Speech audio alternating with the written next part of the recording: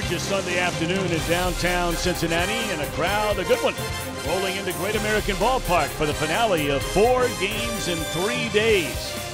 Reds and the Cubbies set to tee it up on this Sunday afternoon. And hi again, everybody, alongside Chris Welsh, Jeff Bacoro, and Shannon Ford. I'm Tom Brenneman. Welcome, as always, to Reds Baseball on Fox Sports Ohio. Tyler Mahle on the last road trip in California was not feeling well.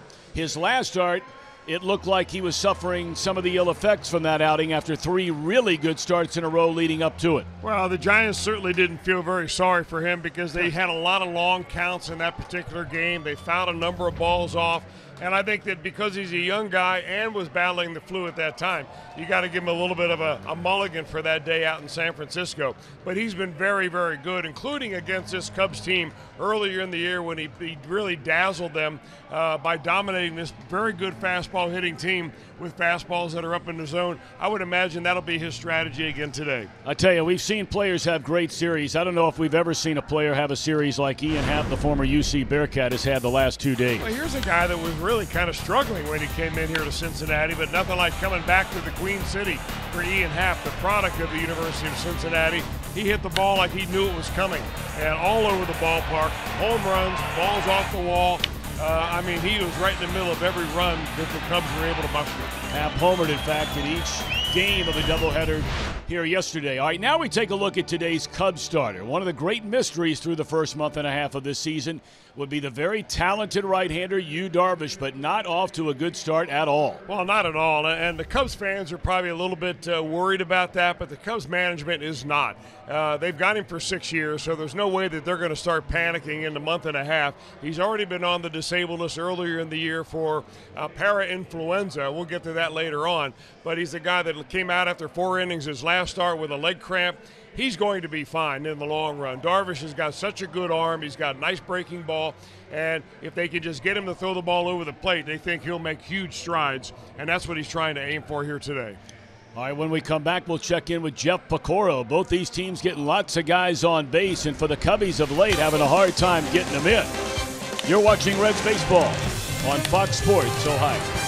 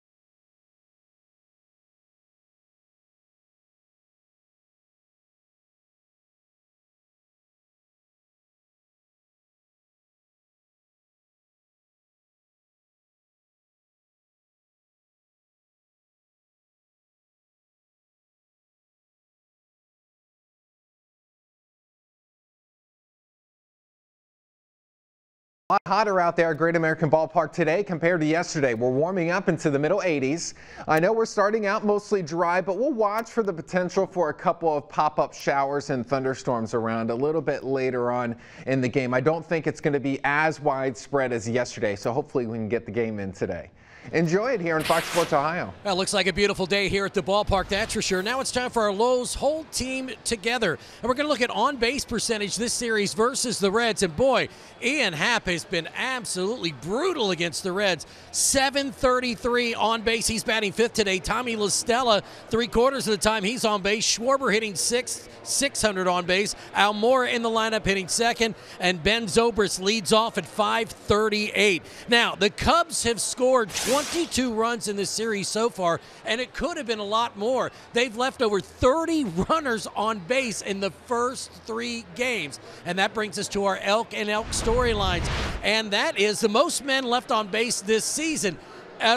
At all of baseball, it's the Reds who have scored just 6 runs in the series, but left a ton on base. The Giants, the Cubs at 343, then the Dodgers and the Astros. So both of these teams looking to get better with runners in scoring position, simply leaving too many men on base.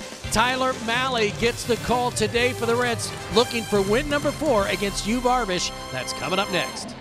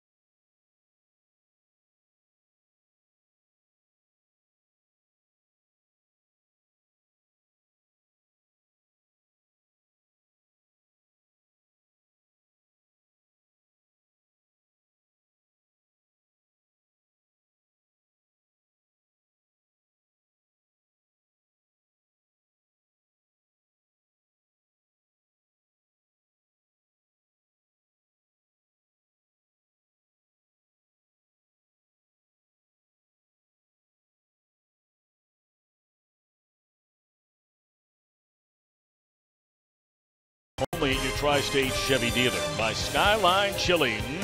Feeling good, it's Skyline time.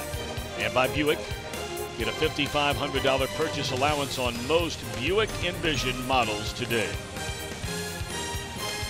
Beautiful, beautiful Sunday afternoon in downtown Cincinnati. Of course, every Sunday here at the ballpark. Family Sunday. Youngsters come out and take a position, get an autograph from the player at that position, and then make their way back through the dugout. Moments away from getting this one started. Let's take a look at Joe Maddon's starting lineup presented by Nissan. Zobrist at second base today. Almora in center, Rizzo at first. Contreras behind the plate. Happ giving Chris Bryant a rare day off at third. Of course, Happ red hot. And Schwarber in left, a ladder third of Baez at shortstop today. Hayward in right. And Yu Darvish on the mound. And for young Mr. Tyler Mahle, 23 years young to be precise, starting number 10. You know, Tyler Mahle is beginning to earn the reputation of a control artist, a guy that can command his fastball. He throws it, as you know, he likes it up in the zone. He's got good action on a four-seam fastball that just stays right there. But when you start talking about control artists, sometimes you take away from the fact that he really does have good stuff. He's got a good arm, and a fastball can go anywhere from 89 to 94 miles an hour. Throws a slider and a changeup, but mostly fastballs. 7 out of 10 pitches, probably fastballs from Malley today. All right, here we go. Ben Zobrist to lead it off. Looks at strike one, and we're underway. Chris touched on it earlier a moment ago when we opened our game telecast.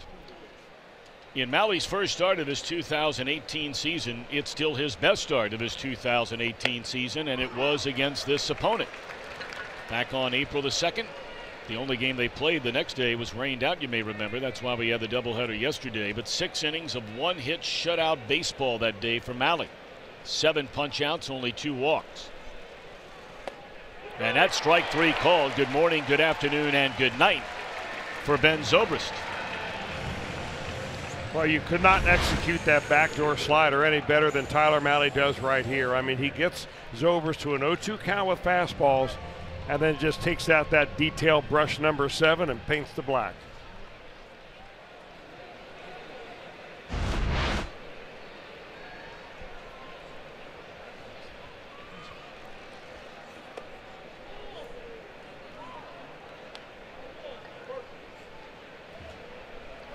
So now Albert Almora Jr. having a nice year in limited playing time. You know, Chris brought up the topic yesterday when we were talking about the season as that one is banged into center field, a base hit by Almora. That a lot of the Cub fans, even going back to last year, wanted to see Almora get more and more playing time. I got a really good buddy of mine in Chicago, born and raised hardcore Cub fan, and I remember one night about August of last year we were talking about his team, and he said, that's a guy I want to see more. Well, when Happ was scuffling early, there were a lot more fans saying the same thing. But now Happ is rolling. Almora is an excellent defender, and that's one thing that he probably has an edge in center field over Happ, although Happ today is playing third base, I think only for the 2nd time in the major leagues. Anthony Rizzo off to a very slow start, a 203 batter, 6 home runs, 29 though runs batted in.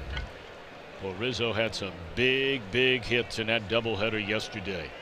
Game 1 had the 2-out game tying double against Raisel Iglesias, and then in the second game Rizzo knocked in 3 of Chicago's 10 runs.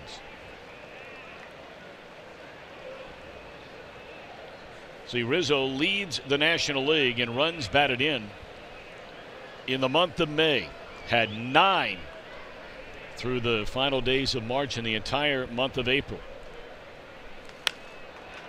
Well, he got chewed up on that pitch. 2 outs in the inning. Let's look at the Reds on defense, presented by Ford. Hamilton in center, flanked by Duvall and Shebler. Blandino gets a start at shortstop today. How about that? Been swinging the bat so well. And he'll be batting in the leadoff position today.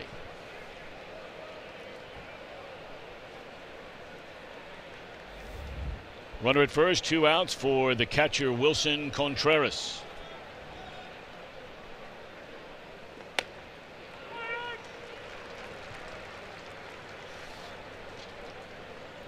John Tumpane, the home plate umpire today. Jim Reynolds, a crew chief at first. Pat Holberg, the umpire at second. Ben May, the umpire at third.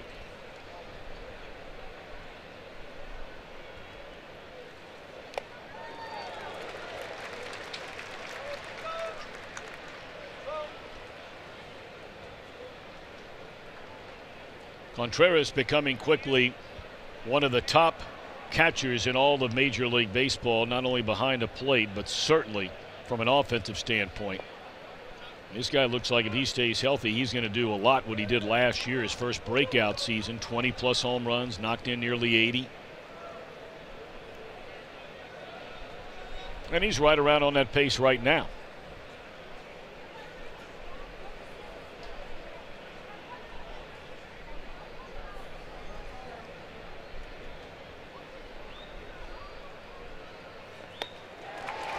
Malley blows him away on a fastball up, and the inning is over.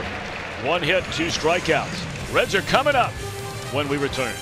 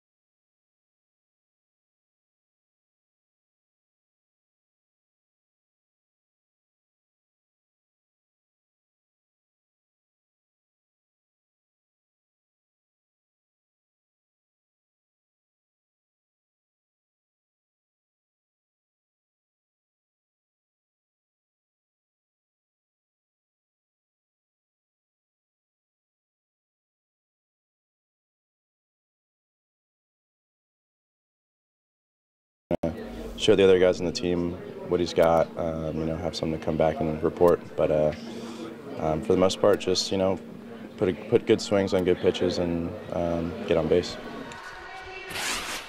So for Blandino, it's his second start at shortstop, but it's his first game in the big leagues batting in the leadoff spot. And the Reds lineup brought to you by Nissan. Suarez to follow Blandino, then Votto. Jeanette, Duvall, and Shebler, the middle third. Barnhart, Malley, Hamilton, latter third. 31 years young. Seems like he's been here forever in the States, going back to when he came over to sign with Texas, and that's Yu Darvish. Well, he was 25 when he got over here, and of course it came with a lot of hoopla along with him, and even maybe more so now that he signed a huge contract for the next 6 years with the Chicago Cubs. He finds himself winless on the year, 0-3, earned run average north of 5.5. Darvish is a four-time All-Star, and really in 2012, 13, then again in 14, garnered a number of votes for the American League Cy Young Award. In fact, he was a runner-up in 2013, but he missed all of 2015 and the start of 16 after undergoing Tommy John surgery. He had pitched professionally in his homeland of Japan 7 years before coming to America. 2-1 the count. Well, that year that he came in second in the Cy Young Award, 2013, he led the American League in strikeouts. And that's been always his kind of signature, is that he always has a lot of strikeouts. He had 277 that year. So he won 13 games and came in second in the Cy Young Award winner to David Price that went 20-5. So, you know, the voters were certainly enamored by the punch-outs. Today is his 8th start as a Chicago Cub, his 5th on the road, went on the disabled list with a virus back on May the 4th and then was activated on May the 15th. This is his 2nd start since coming off the DL. And you will see a lot of this, a lot of nibbling from Darvish. When he first came over, he was the ultimate power pitcher. Not only the great breaking ball, but just an electrifying fastball. And he's lost some of that, certainly. Last year, he split between the Rangers and the Dodgers.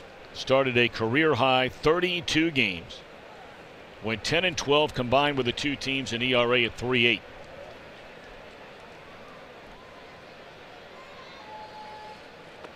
And there's ball 4, and a good start for Blandino.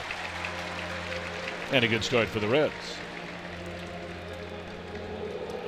Cubs on defense. Now Mora flanked by Schwarber and Hayward. Only the 2nd career start, as Chris mentioned a moment ago, as a professional. Not just in the big leagues, as a pro down at third for Ian Happ. He's played a total of 21 innings at third base in his professional career.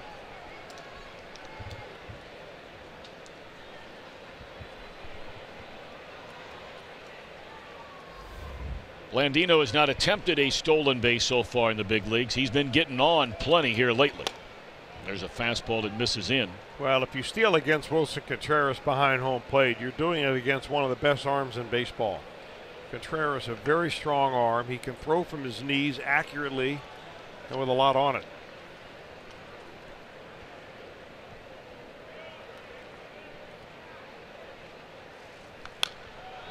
Blandino's professional high in a season came 2 years ago when he had 14 stolen bases, was thrown out 5 times. Last year he played 125 games, had his best offensive year as a professional player, but only stole a total of 4 bases the last 2 years combined, or last year between Pensacola and Louisville, and was thrown out 7 times.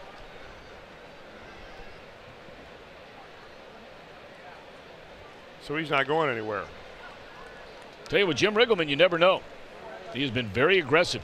Well, you may think about a hit and run, but the problem with the hit and run is that Darvish still has a strikeout pitch. Even though he's walked a lot of batters, he struck out far more than innings pitched so far this year.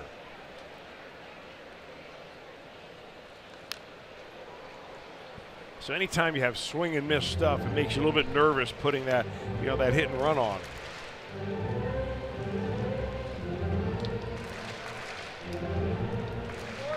Darvish, as we mentioned, traded from the Rangers to the Dodgers at the July 31st trade line. It was a 4-player trade with the Rangers and the Dodgers.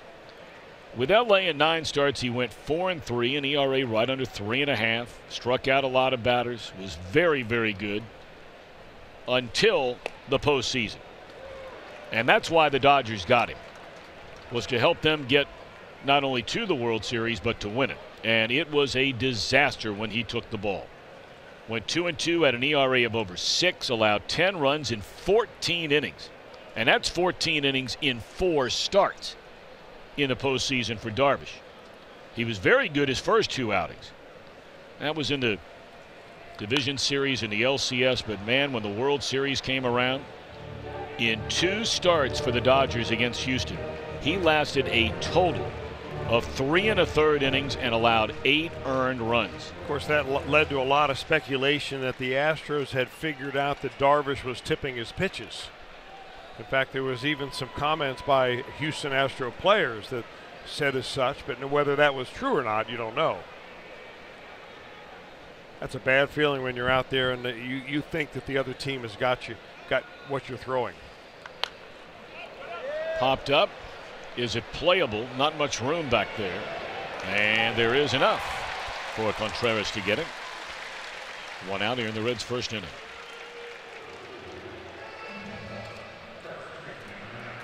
The Cubs have a new pitching coach this year. His name is Jim Hickey. He's a longtime pitching coach. He was with the Astros a long time ago, back in the early 2000s. He was a longtime pitching coach in the Tampa Bay Rays, and he was there when Joe Madden was down in Tampa.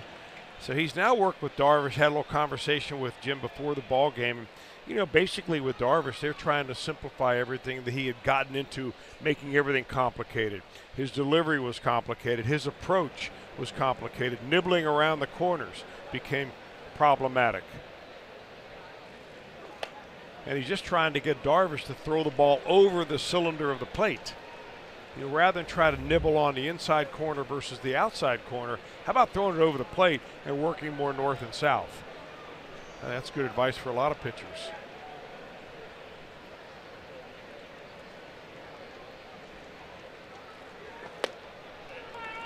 One ball and 1 strike on Joey Votto. Reds are hoping Votto can get going in the final game of this series. He went 0 for 3 in the second game yesterday, had 1 hit in game 1 and was hitless in the series opener.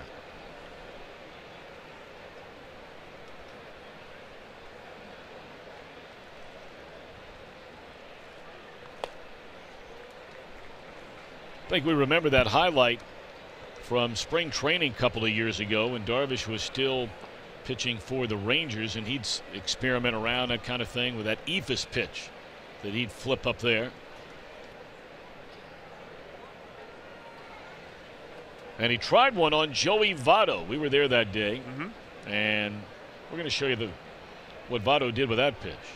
They might be still looking for that pitch. It reminded me of what Tony Perez did with the Bill Lee pitch. Yes. That being in the '75 World Series. Breaking ball in there, a strike. Check this out. On Fox Vision, the ephus, Votto able to wait, and pow. And I think that ball's still bouncing around somewhere in Surprise, Arizona. Hit it out of the stadium.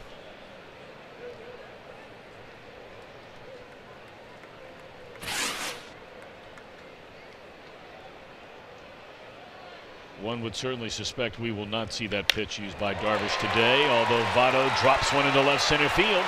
That will send Blandino first to third. And the Reds have him on the corners after the base hit by Votto here in the first inning.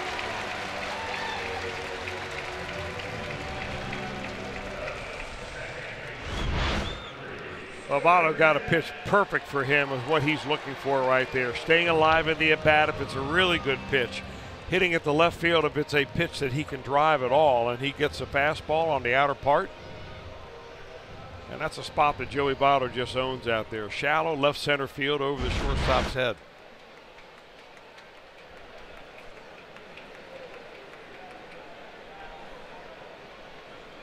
So now Scooter Gennett, not sure he'd rather have at the plate in this situation, the way he's been going here in the month of May. Gennett batting .435 here in May. His overall numbers at .324, 7 home runs and 27 runs batted in.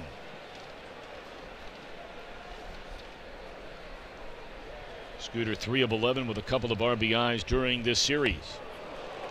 Nasty breaking ball there from Darvish. 1 ball and 1 strike. You know, Darvish is more of a strikeout pitcher and a fly ball pitcher than he is a ground ball pitcher. That's a great slider. He did, however, roll up 14 ground ball double plays last year, total between the Texas Rangers and the Dodgers. He has not yet had a ground ball double play for him this year.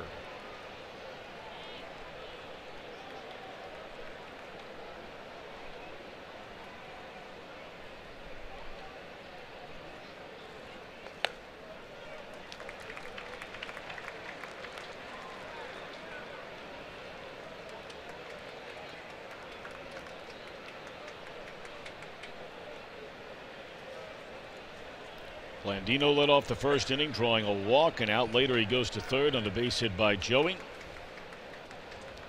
And now the 2-1 pitch coming, Darvish to Scooter Gennett. Chased a high fastball.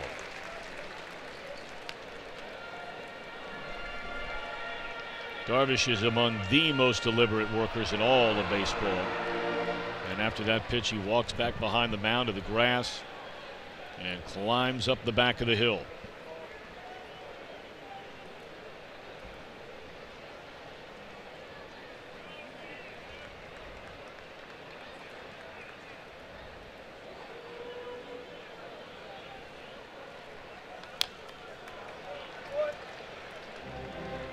You know, it's basically the pitcher that dictates the pace of the game and the pace of the at-bat.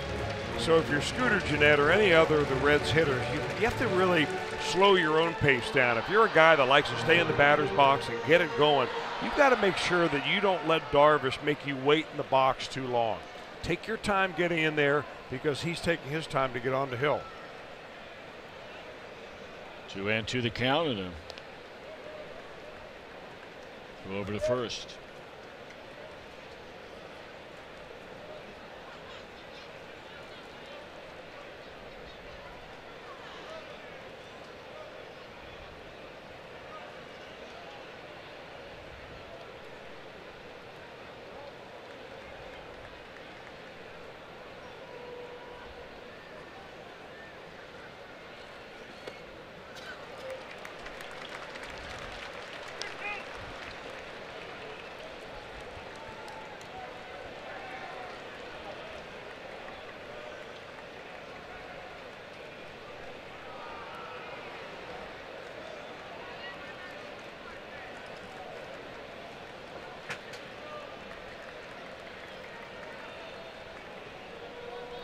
Three balls and 2 strikes. Runners on the corners, 1 out, and a pitch coming. Votto running, and it's ball 4. Did that hit him?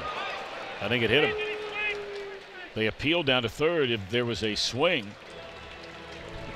Either way, he's going to get on base, either ball 4 or hit by pitch. Let's see.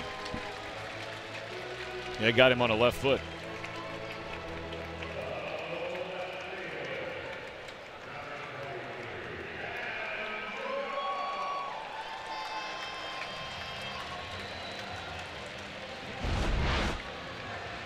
Gennett, the painful walk down to first base, which will load the bases, and Jim Hickey, the pitching coach, comes out to visit with Darvish. Not off to a good start for him so far, but he always has that weapon of the strikeout, so important when you have a runner at third and fewer than 2 outs.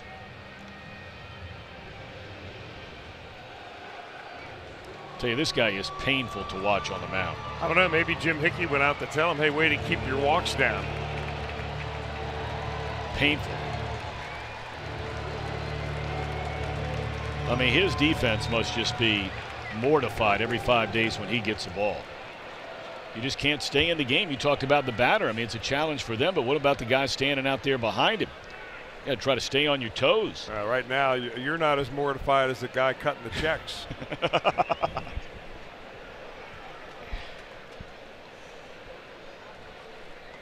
Ball 1. He just looks very uncomfortable out there today. No delivery has been consistent at all. One time he's falling off towards third base. The other time he's falling off towards first base.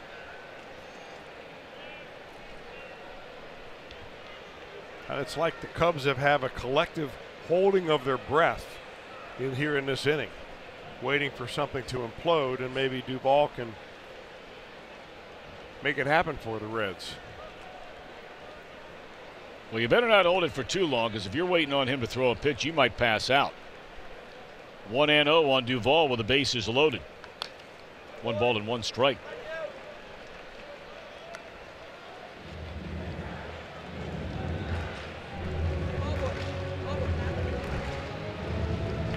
He's only thrown a first pitch strike to 1 batter, and 5 have come to the plate now with Duvall in there. And look at the opponent's batting average against, and we use this number frequently, and they all pretty much look like this: 1-0 as opposed to 0-1.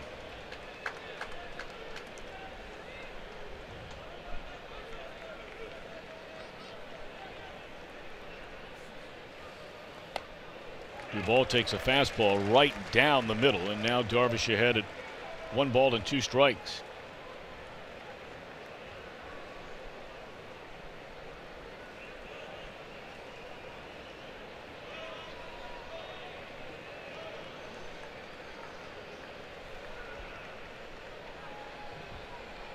It's a big batter in this inning for the Reds.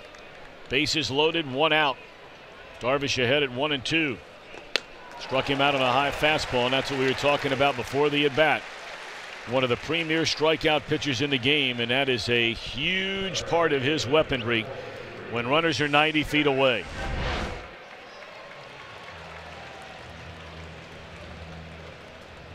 Well, he's had a hard time locating his breaking ball for a strike, so he goes with what he knows best, and that's kind of a riding fastball up and out of the zone. So he gets the bases loaded, and he faces 2 guys in the Reds order that have been, you know, some of their problems have been striking out, for Duvall and now Schebler. Schebler's been swinging at a lot of pitches, first pitches in the at-bat here over the last several days.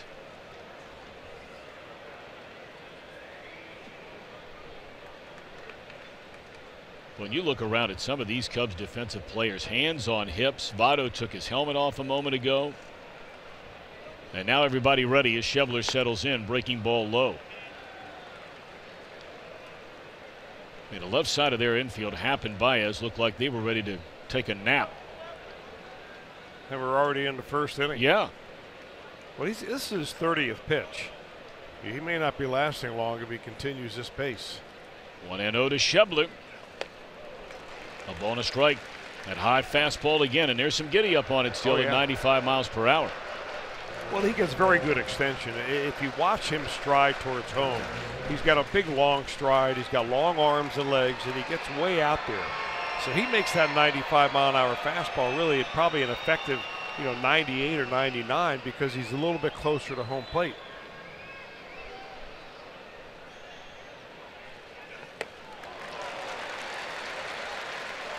Jeff Piccolo told you in the open, the Reds have left more runners on base than any team in Major League Baseball so far this year. 348 of them. The Cubs have the 3rd most, just 5 fewer. And right now it's Blandino, Votto, Gennett with 2 away, and it's 1 ball and 2 strikes on Scott Schebler.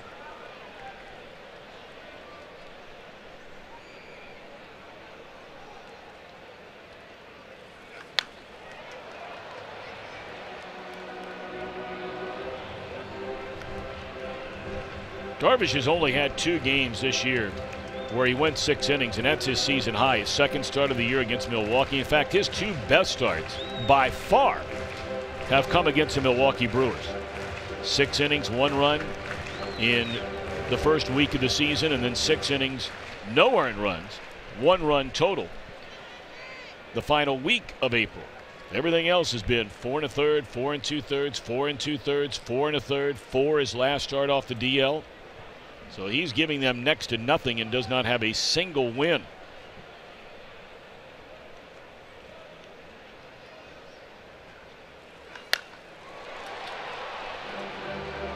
And he just keeps pumping those fastballs like he did with Duvall, and now to Schebler, trying to get him to swing and miss on a pitch up in his zone. Scott fouls the last 2 away. So you think he throws fastball again here, or he's seen enough of it? Well, I think his last 6 pitches have been fastballs, including the ones that he threw to Adam Duvall. Last 2 pitches to Duvall were fastballs up. I mean, I would imagine Contreras is just going to continue with the fastball. I mean, after this many fastballs, you try to throw a breaking ball, you may throw it to the screen. There it is. And it was a good one. Yeah.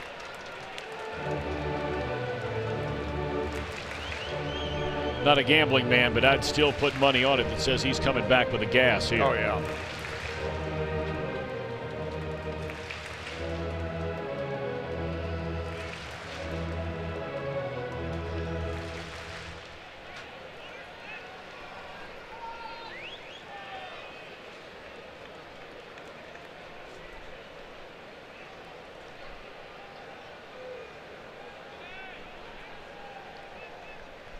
One ball and 2 strikes on Schebler. Bases loaded. 2 outs. Deep in the hole.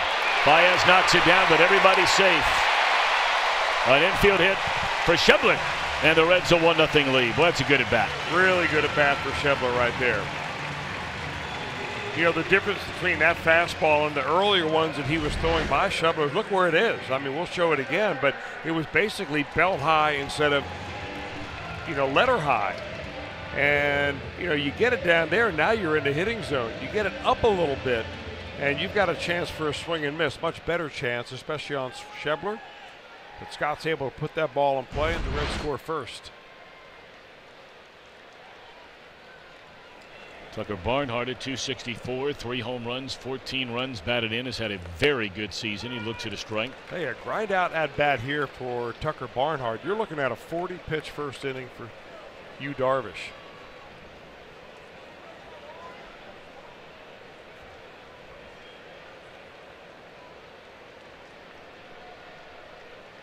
You know, when the Cubs made this decision, they basically said we're replacing Darvish over re-signing Jake Arrieta. I mean, ultimately, that's what it comes down to. Arrieta had been so good for this franchise since coming over. Of course, won a Cy Young. We saw him throw a no-hitter in this ballpark. Now, Darvish is younger than Arrieta. I tell you what, you look over the last 4 or 5 years, I mean, there's no contest on who's been the better pitcher between Jake Arrieta and Yu Darvish. Arrieta this year at 2.8 ERA and basically had no spring training. Signed very late, of course, by Philadelphia. Popped up, playable, should end the inning. And it will. But the Reds score on Darvish. 40-pitch first inning for the Cub right-hander. Reds lead 1-0.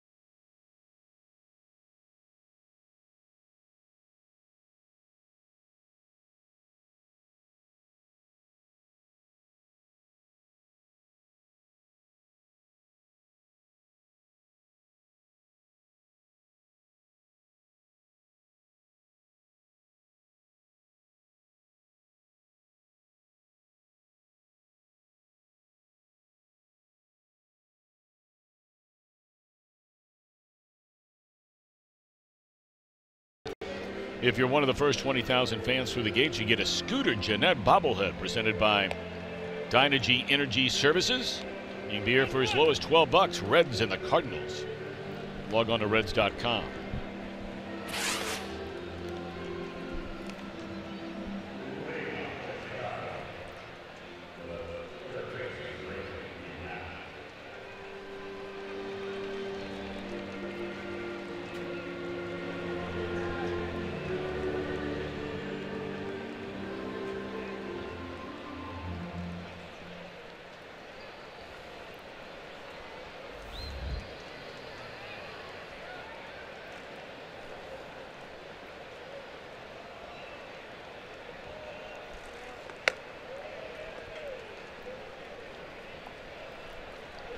Reds with a 1-0 lead.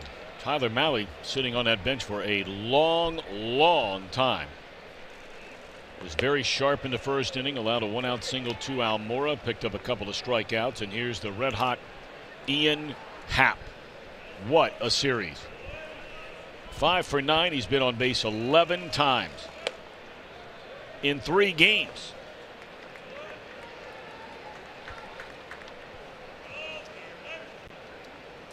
Scored 4 times, 2 doubles, a triple, 2 home runs, 2 knocked in. Mentioned the 6 walks, and now make it 7 walks. God, they pitched to this guy like he's Babe Ruth. Well, he has been Babe Ruth in this series.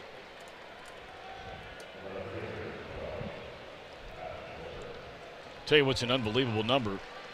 The Cubs in the 31 innings of this series played so far, 18 of the 31, the leadoff batter has reached base safely. And of those 18 to reach, 12 of the 18 have come in to score. In fact, yesterday, Sal Romano did not have a single inning where the leadoff man failed to reach. Walk in the first, walk in the second, single in the third, home run in the fourth, walk in the fifth.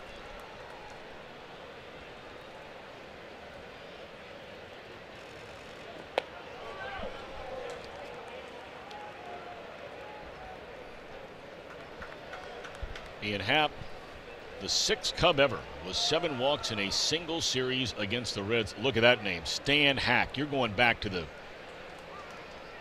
heyday of some powerhouse Cubs teams in the early 1940s. Of course, they would go to the World Series in 44 and 45. They would not go to the World Series again until 2016.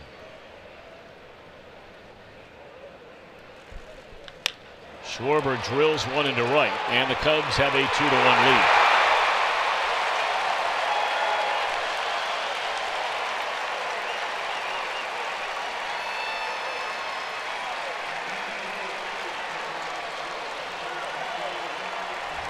Been a quiet series for the Middletown Midi, but making noise here in the 2nd inning.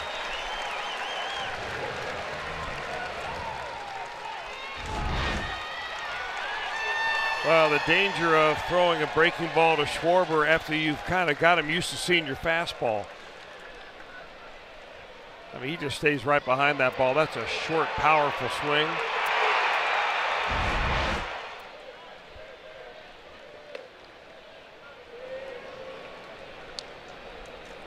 Schwarber, number 8 on the year, gives him 20 runs batted in. Schwarber really stays on the ball well. I mean, he doesn't step in the bucket. He doesn't look trying to pull the ball. Very much unlike Baez.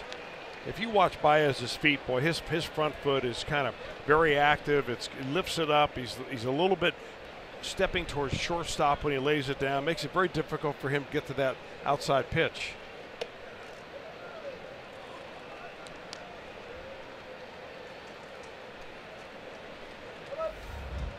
But he'll chase. I mean, he'll chase the fastball. If you get it in and up, he'll hack at it.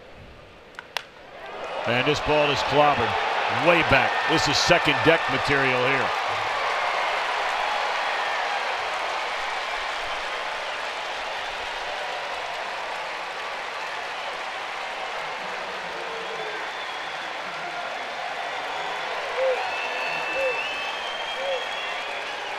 Home run number 11 for Baez, who leads the National League now with his 38 runs batted in. And for Mahle, that's 12 home runs given up in 48 innings so far this year.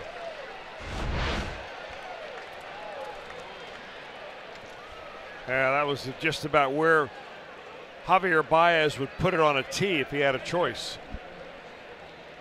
You know, it's right now Tyler Mahle is being beaten on his third best pitch. I mean, a breaking ball, maybe it was a changeup to Schwarber, but I mean, until they prove to him that they're not going to chase the fastball and he goes up the ladder, why start mixing in with some other pitches and trying to throw those pitches for strikes?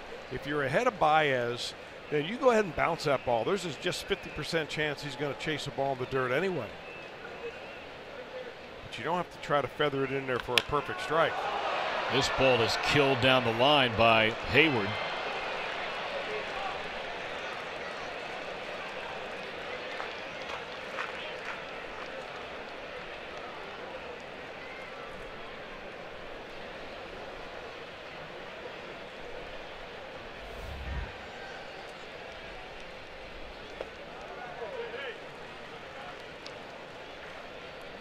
Hayward had 14 runs batted in the entire year until last night. Wound up getting 2 hits, drove in 4. Fastball in there, strike. 3-2 the count. Mahle's still looking for out number 1 here in this second inning. Walk, homer, homer. First time the Cubs have gone back-to-back all year long. And he beat him with a fastball. 1 out. I mean, Tyler Mahle throws 70% fastballs all year long. I mean, you can look that up and find it very easily on a number of different websites. But when you're out there early on, especially through the first time through the order, why are you showing them all of the pitches? I mean, Jose Quintana yesterday did a magnificent job of controlling the game like that. He didn't break out the curveball until the third time through the lineup. And even then, he probably didn't need it. But spot the fastball, because that's where Tyler Mahle is at his best. Well, it begs the question, you know, a veteran pitcher like Quintana, he's going to call his own game. We've been out there, you know, hundreds of times on the major league mound as a starter. For a guy like Mahle, you know, is he ever shaking off his catcher, Tucker Barnhart? I hope so, because he's the guy who's going to wear the earned run average. Tucker Barnhart doesn't get charged with number of home runs given up. No, he doesn't, but you know what I'm getting at here. I mean, oftentimes, you know, you're starting with amateur baseball now, and especially college baseball. I mean, your son pitches college baseball. Yeah. I mean, coaches are calling every pitch, every single pitch, in a lot of cases, maybe not every school. They're doing it in almost every school, all the way down to high school and summer ball. Okay, so the point I'm making is that, you know, again, we get back into this whole thing about the way we as a baseball business are handling things, and that's sectioned off, obviously, in different responsibilities, and no authoritative figure sits over and watches over the whole thing. But, you know, based on your experience, for a guy who's like Mahle, I mean, do you think he's shaking off his catcher more than a half a dozen times a game? Well, probably not more than that. I think that he figures that Barnhart's got a pretty good feel of the scouting report, and Tucker does. He takes a lot of time to make sure that scouting report and the pitcher mesh up. But sometimes you stand on the mound as a pitcher, and you see a sign down there, and you're thinking to yourself, you know, I could probably throw that pitch right now, but I would rather throw this instead. So what happens is that you go ahead and throw what the catcher puts down, and you don't have the conviction in that pitch that you should. And that's where you end up getting burned.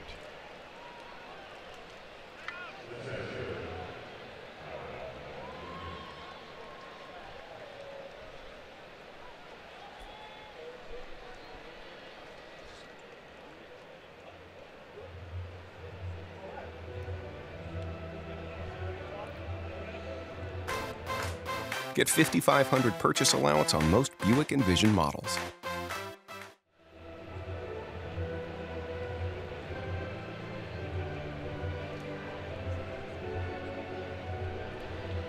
Well, Danny Darwin out to visit with Mahle along with his battery mate Tucker Barnhart. If my calculations are correct, we are 2 innings into the 4th game of this series, and Reds pitchers in this series have walked 27 batters. A major step backward. 27 batters. Romano walked 6, Shackelford 2. Now you're including intentional walks in that too. Well, yeah, but there are only, let's see, of the 27, there would be 1, 2, 3, 4, 5, 6, 7 of the 27. So it's a significant chunk. But you know, you go back through some of those innings, and the reason you're intentionally walking guys is because you walk 2 guys, the 3 batters before the other 2. To face a pitcher, and that's why Happ was getting walked so much in this series, because he was batting in the 8-hole.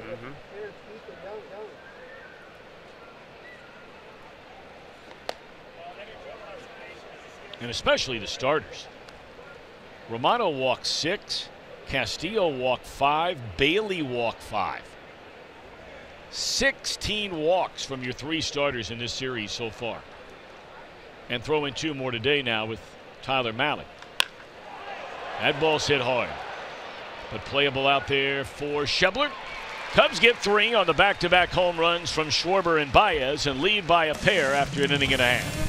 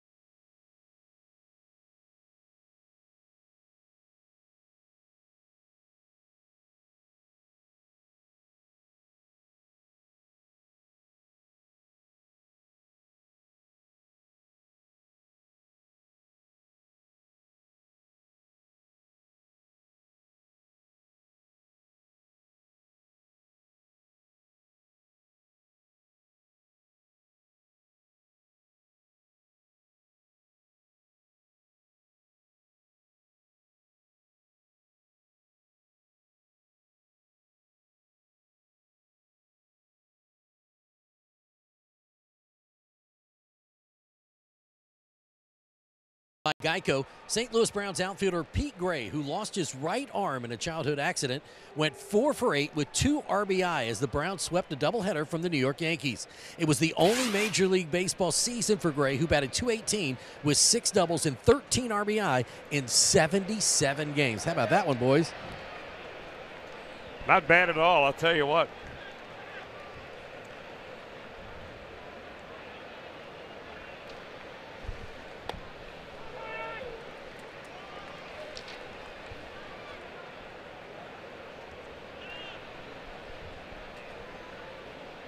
Eight, 9, and 1 in the Reds batting order. Mahle to lead things off here, followed by Hamilton. Well, they don't believe Mahle is capable of dropping a bunt down. I mean, the corner infielders, besides being bored to death right now, are playing very deep. I mean, Mahle's got just a ton of room. If he just lays down a bunt, he's a good enough athlete to beat out an easy leadoff hit.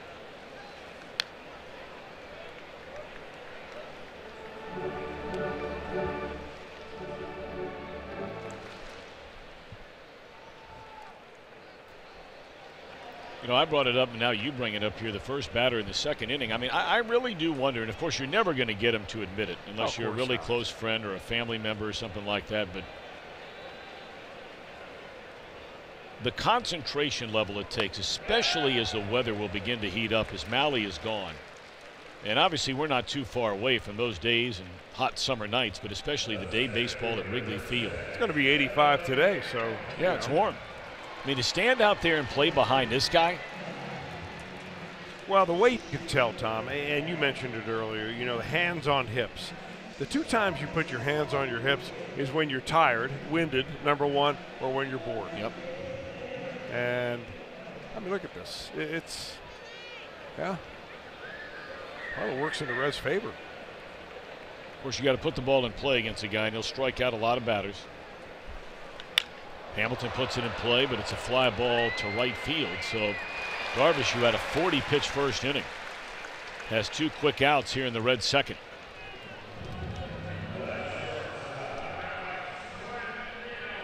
If a Reds player hits a home run off that Toyota sign way back in right center today, Norma Sears of Cincinnati will win that new Tundra right there.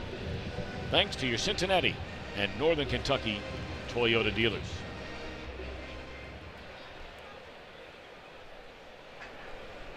Darvish back to the rosin bag. He'll face Alex Blandino for the second time. Alex drew a walk leading off the game. First time he's hit leadoff as a major league player. His last 8 games, he has 7 hits and 14 at-bats. And his batting average has jumped way up there. I mean, remember, this was a guy who started 1 for 17 after the Reds brought him up from Louisville. But since that start, he's been a .345 batter, had a 7-game hitting streak the final week of April, and today makes his 19th start of the year.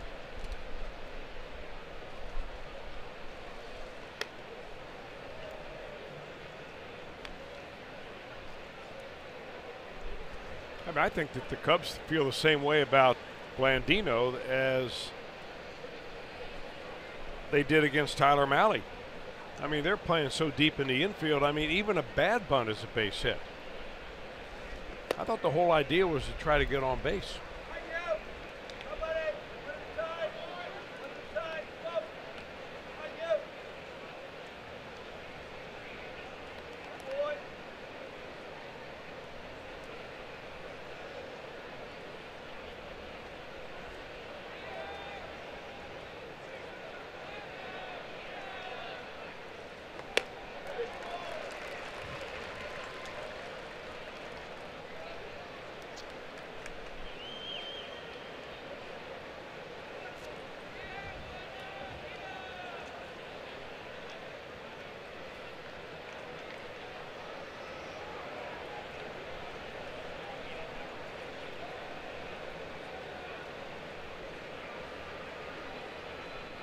Two and two the count on Alex Blandino. Bases empty and 2 away. And that's strike 3 call. 95-mile-per-hour fastball. 3 strikeouts for Darvish. Cubs with a 3-1 lead out of 2.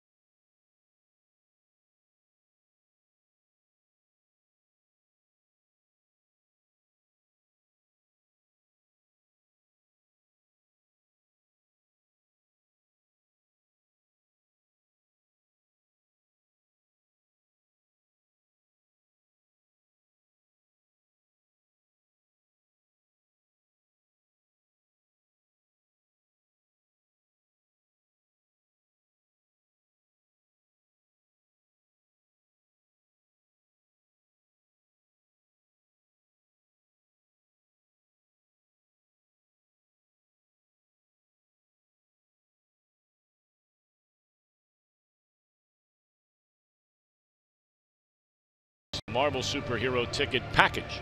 And you take home an exclusive Captain America bobblehead. Limited quantities of this collectible bobblehead available. And remember, it's only available with the purchase of this package. Log on to Reds.com. Ah, yes. Anything you can. Get a little shade. I would suggest to that gentleman, enjoy every moment. Every single moment. And he looks like he is.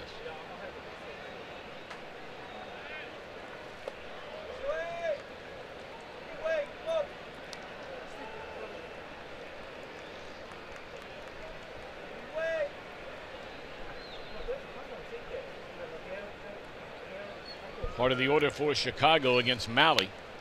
It starts with Rizzo, then Contreras and Happ. 3-1, Cubbies in front. Got back-to-back home runs after a leadoff walk from Schwarber and Baez in the second inning. Reds had a big chance in the first. They wound up with a run on a 2-out infield hit by Scott Schebler, but they had him loaded with 1 out. And Darvish got a big strikeout of Adam Duvall.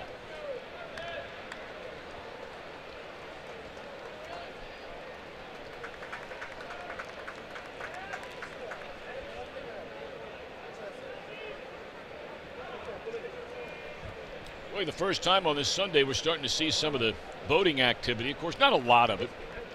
Had a lot of rain over the weekend until late yesterday afternoon, but that'll be more and more and more as the coming weeks approach. Long throw by Jeanette. Nicely done. Yeah, that's one of the first times, Tom, that we have seen a ball hit between second baseman Jeanette against a left-handed hitter and Votto, who's playing off the bag a little bit right there, where Votto decides to go back to the bag and let Jeanette field that ball. We've seen so many times this year Votto go over towards second base, field a ball, have Jeanette right behind him. And I think it's a much better play right there the way the Reds executed it here this afternoon.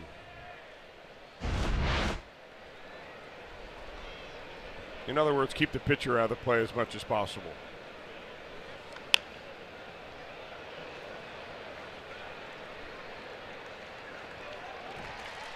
Two down in the inning on a pop-up by Contreras.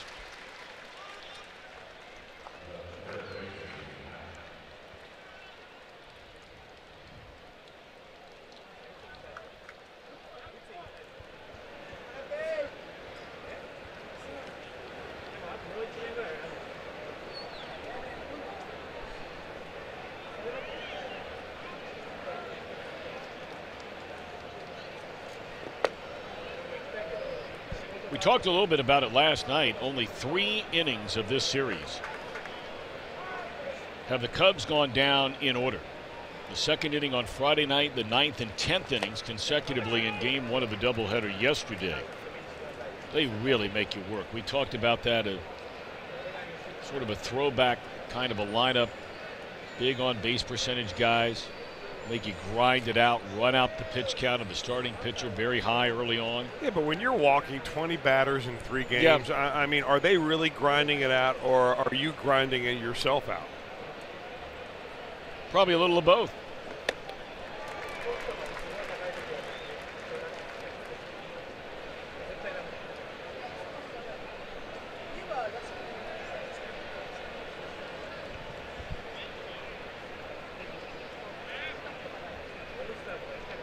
To pitch.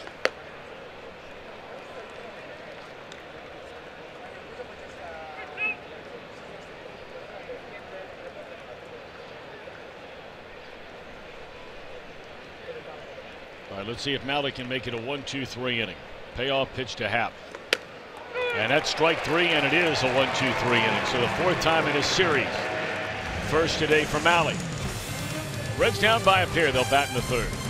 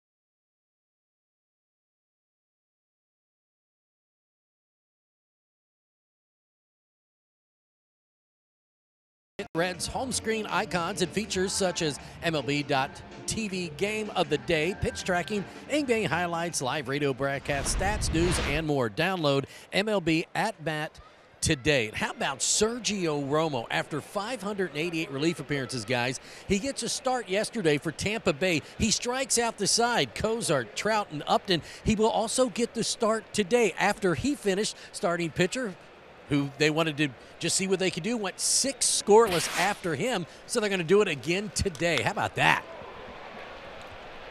How about that, indeed? I mean, that's staggering when you think about just a philosophy, Chris, of pulling a move like that. I mean, Sergio Romo, well, to run him out there, what do you think of that whole thing? I think on the other side of it, when you're the Tampa Bay Rays and you're scuffling as bad as they are, and you're looking up at basically the entire baseball world, what does it hurt to experiment? I mean, why not try to reinvent everything?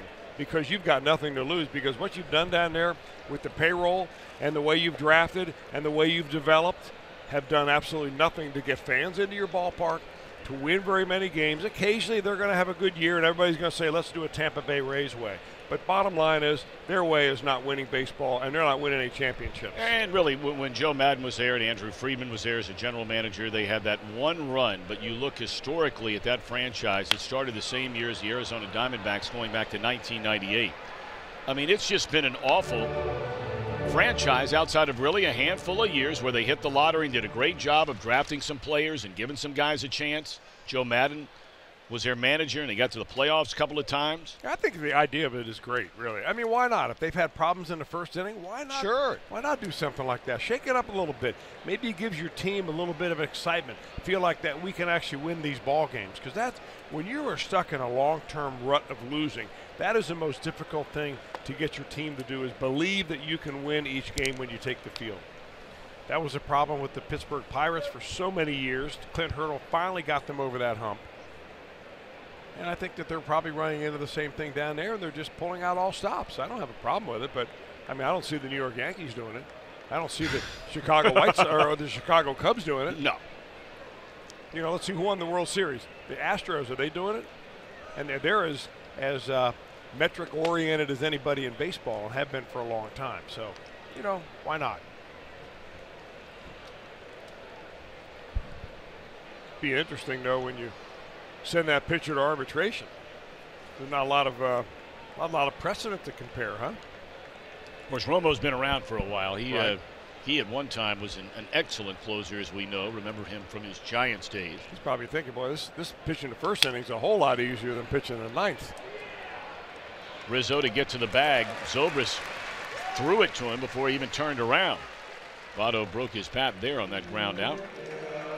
That doesn't happen very often. Darvish starting to get a little bit of a roll here since he allowed that infield hit to drive in a run from Schebler. He's retired the last 6 rather easily. And he's got the stuff to do it. I mean, there's no debate whatsoever. Well, one of the things the Cubs have tried to get him to do is just reduce the number of different pitches that he throws. I mean, there was a time that Darvish threw about 6 different pitches in a ball game, and they're all going different directions. You know, what they're trying to get him to do is basic. You know, control your fastball, use your slider, which is a really good one, and then working a changeup from time to time.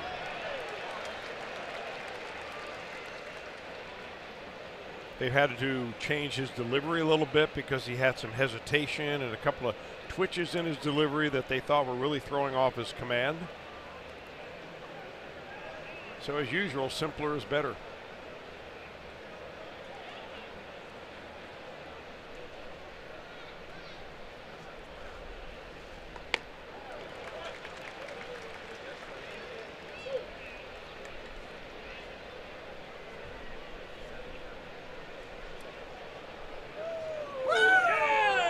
Well, Bear Bear's having a good time out there today, trying to get a little break from the sunshine. Of course, we were trying to get a break from the rain here on Friday and in Game 1 yesterday, but then the skies cleared out by the time we got late into Game 1, and then just beautiful for the nightcap here last night.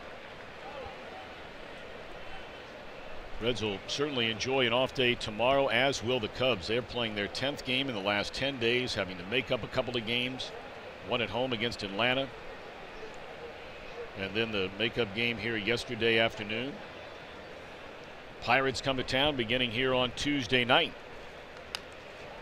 The night games Tuesday night, Wednesday night, an afternoon tilt on Thursday before the Reds embark on yet another very long trip to the western part of America. Just got back from LA and San Francisco, and on this upcoming trip they'll go to Colorado, Arizona, and San Diego.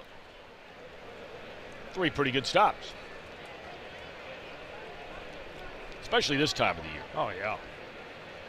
Surprisingly, not so much San Diego of those 3. There's strike 3 called on a breaking ball, and that's the 3rd strikeout. And now number 4 for Darvish.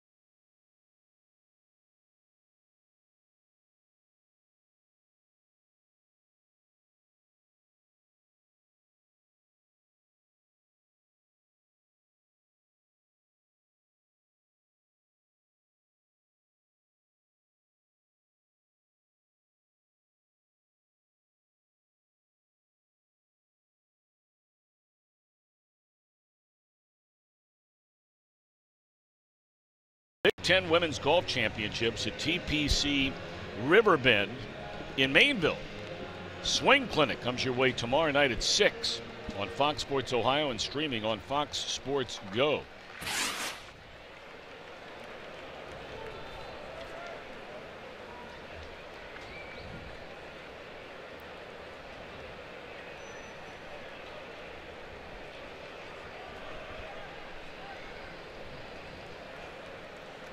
Cubs coming to bat here in the top of the 4th inning against Tyler Malley. And there's that bunt you've been looking for, Chris, all day long, and you can't do it better than Schwarber just did it. I mean, if Kyle Schwarber is willing to lay down a bunt, there's nobody in this ballpark. Maybe Rizzo, maybe Schebler, and maybe Bryant who can hit a ball as far as Schwarber. But I put my money on Schwarber any day. And look at the time he takes to do that. I mean, he steps up in the box. He's completely still. He just lays it down. Happens to be a very good spot, but it goes all the way to the bag. I mean, if he's willing to take what the team is giving you, why doesn't everybody do that? I mean, nobody's going to ask him in November, hey, was that a bunt hit that you got back there in May? Watch him step up in the box and just calm as can be.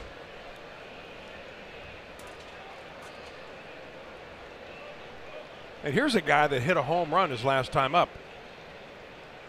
He's obviously going for the cycle. He does have a triple already this year, so it's not out of the realm of possibility for the big fella.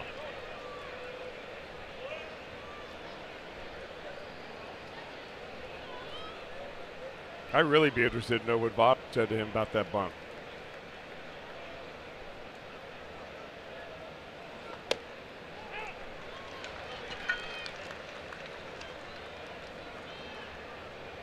Now Baez hit a home run as well, but he hit it on a breaking ball that was hung on the inner third of the plate. And we'll see now if Malley was going to throw him a breaking ball here ahead in the count 1-2. Lined into right field. That'll be a base hit by Baez. So the bunt single followed by a clean single.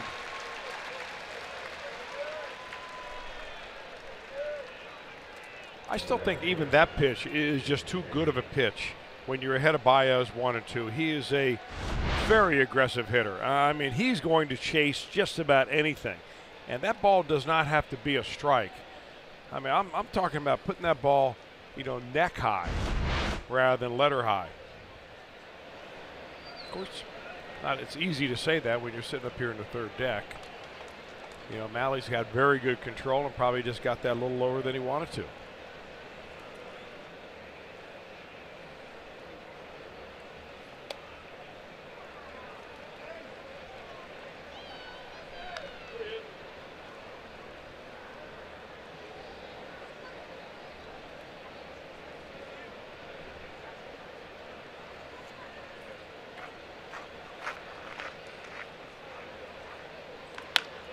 Double play ball here. If they can get rid of it in a hurry, and they do, to double up Hayward.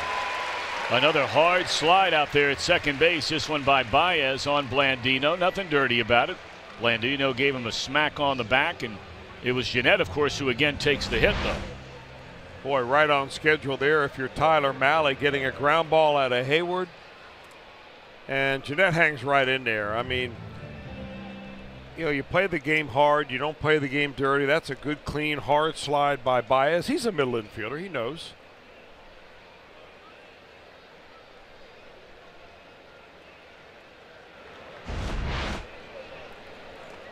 You know, the sliding rule is kind of an interesting rule because really when they've changed it over the years, and they basically called it the Chase Utley rule, is that you just have to get your butt on the ground before you get to the bag. As long as you can do that and hold on to the bag, you can reach the bag, then you're okay. It differs greatly than it does, say, in high school where you have to slide in an exact straight line towards the bag and be on the ground before you get there. That's strike three called to Darvish. So good work by Tyler Malley after giving up base hits to the first two batters in the inning. He struck out 4 and trails by 2.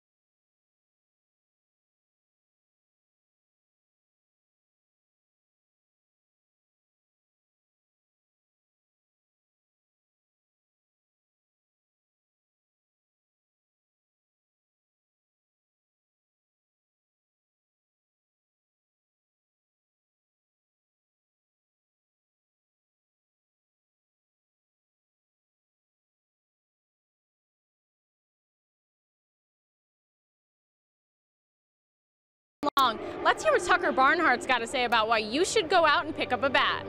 You just try to grow the game. You know, I think that the trend now is faster, like faster paced things, and baseball's not that.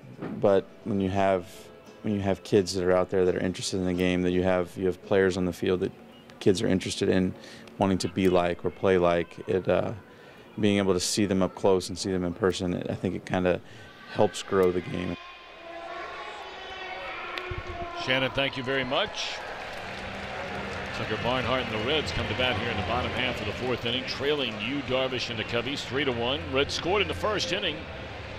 Had a walk, a single, a hit batter. They had them loaded with one out. They get an infield hit from Schebler to drive in a run and take the lead, but the Cubs go walk, homer, scoring 3 off Malley in the second inning. So here we go in the last of the fourth. It'll be Duvall, Schebler, and Barnhart.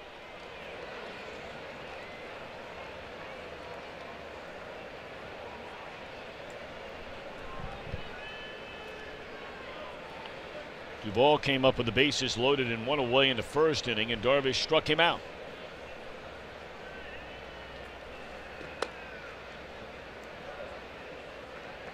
It will be quite a while before these divisional foes get together again. It's really hard to believe. Here we are in the middle of May. And before this series, you'd only played the Cubs one time, a scheduled 2 games back in April, but one rained out. The Cubs will come back here for a 4-gamer the 4th weekend in June.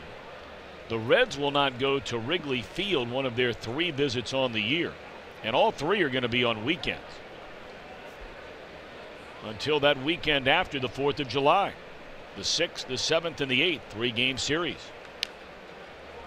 Reds will go back again the 24th, 25th, 26th of August, and then the middle of September.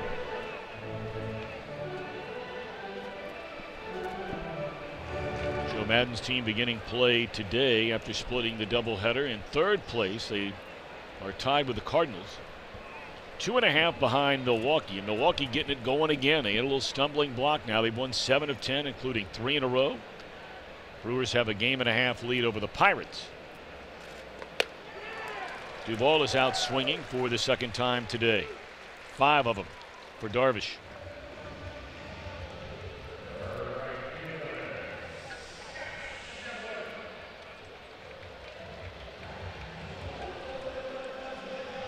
Look at the standings going into play today. The Pirates have lost 2 in a row at home to San Diego. That's a surprise. Cardinals will play the rubber game of a weekend series against Philadelphia. Milwaukee trying to sweep Minnesota.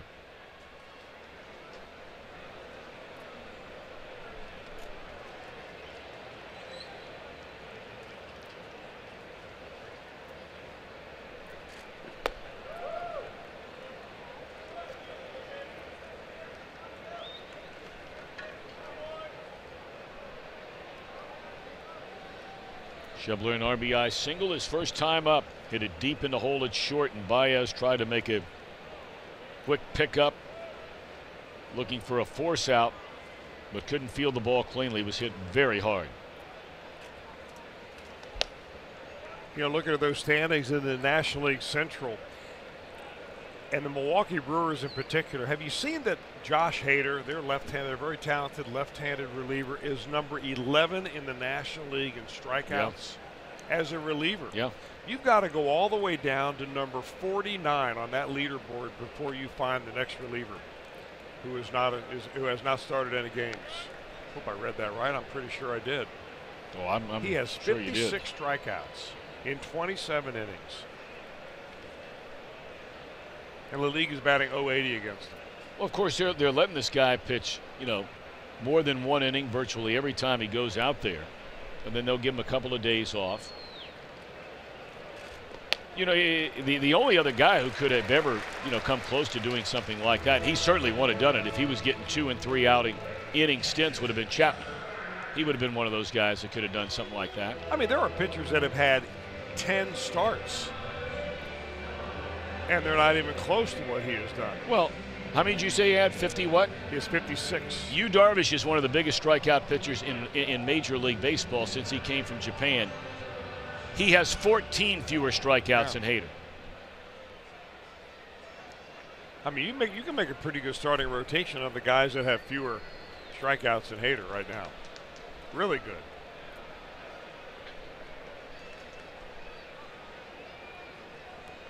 Second walk given up by Darvish, and now the tying run comes to the plate for the Reds in the form of Tucker Barnhart. He fouled out to third, ending the first inning, and that's tapped foul. Tucker does have 3 home runs so far this year.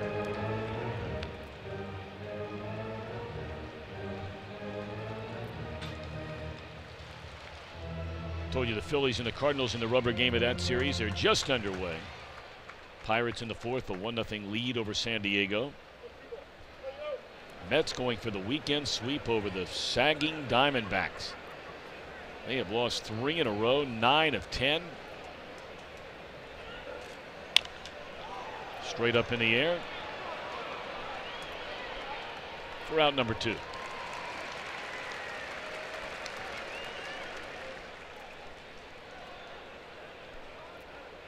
I mean, up until about the last week and a half, the Diamondbacks had the best record by far in the National League.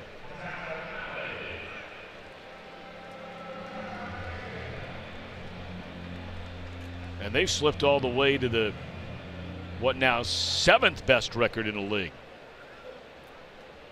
You've got Atlanta, Philadelphia, and all 4 teams above the Reds in the National League Central with a better record than the Western Division leading Diamondbacks. Here's Tyler Mahle.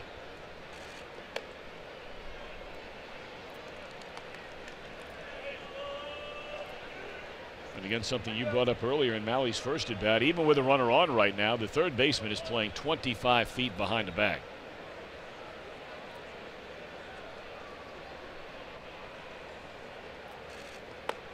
I mean, look at it this way. If Tyler Mahle gets a base hit, the chances are it's a single. Even if it's a double, there's not a great opportunity probably for Schebler to score on it, unless he really rattles one down into the corner somewhere.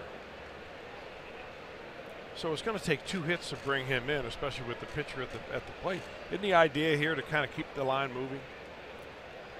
I just think that, you kind of have to think like you want to win the ball game rather than you want to get a base hit. It's kind of like maybe a different approach.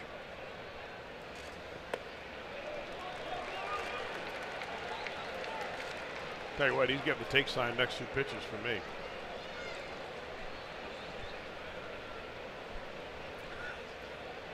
Three 3-0 the count on Mahle. And a 4-pitch walk to the pitcher.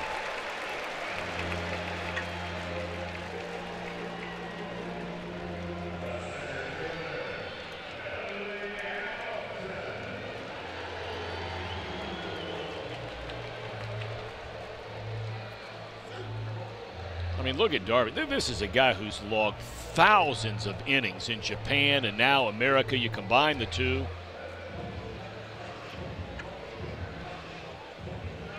Go figure. Well, it happens all the time in baseball, though, in the National League, where a pitcher will walk the 8th hitter to get to the 9th hitter. But the way that Jim Riggleman has his lineup, you wouldn't think that would be the case here today. Well, let's see if the Reds can make Darvish pay for a couple of walks here in this inning. Reds only have 2 hits, and they both came in the first.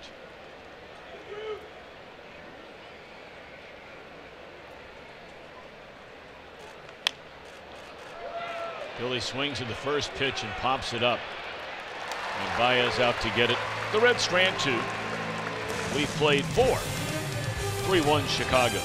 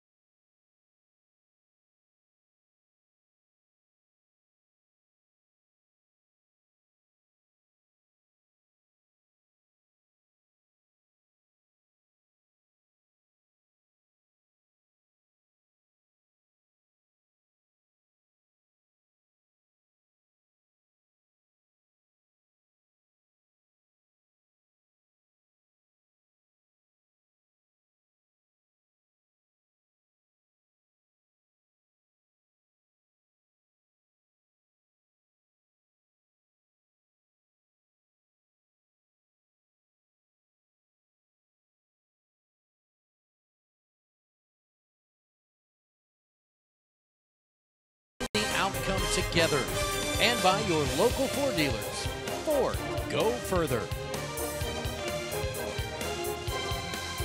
Hey Reds fans, keep up with Reds baseball on Fox Sports Ohio Instagram. Get highlights, player reactions, and game insights. Follow Fox Sports OH on Instagram.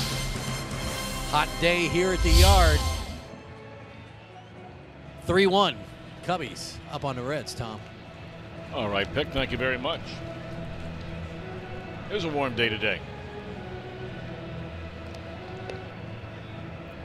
But it's certainly nice to be sitting in the sunshine rather than that rain.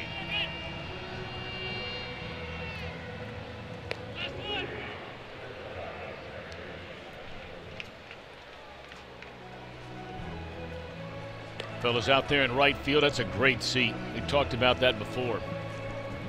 That's one of my favorites in the ballpark. Bleachers out there in right. Now, we talked about the bow tie bar. I don't know if we did. We talk about the bleacher seats too? No, I've just talked about them through the years when I used to bring the kids down here when they were younger. Well, we used to broadcast a game from out there years ago. Yeah. I'm wondering when maybe our producer Josh Hall will set that up for this year. Well, I think we're at the point now where, at our age, rather than going up and down, maybe those rows over there, we just stay on this level and go to the bow tie bar. There's a drive into right field, and that is a home run by Ben Zobrist to lead off the Chicago fifth, making it a 4-1 lead.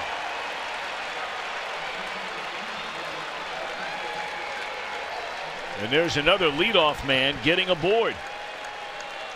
And this time Zobrist touching them all for just the second time this year. Well, it seemed like that wasn't a bad pitch by Malley according to his standards, which is a high fastball right at the top of the zone. Zobrist ready for it. He had previously struck out and taken a base on balls.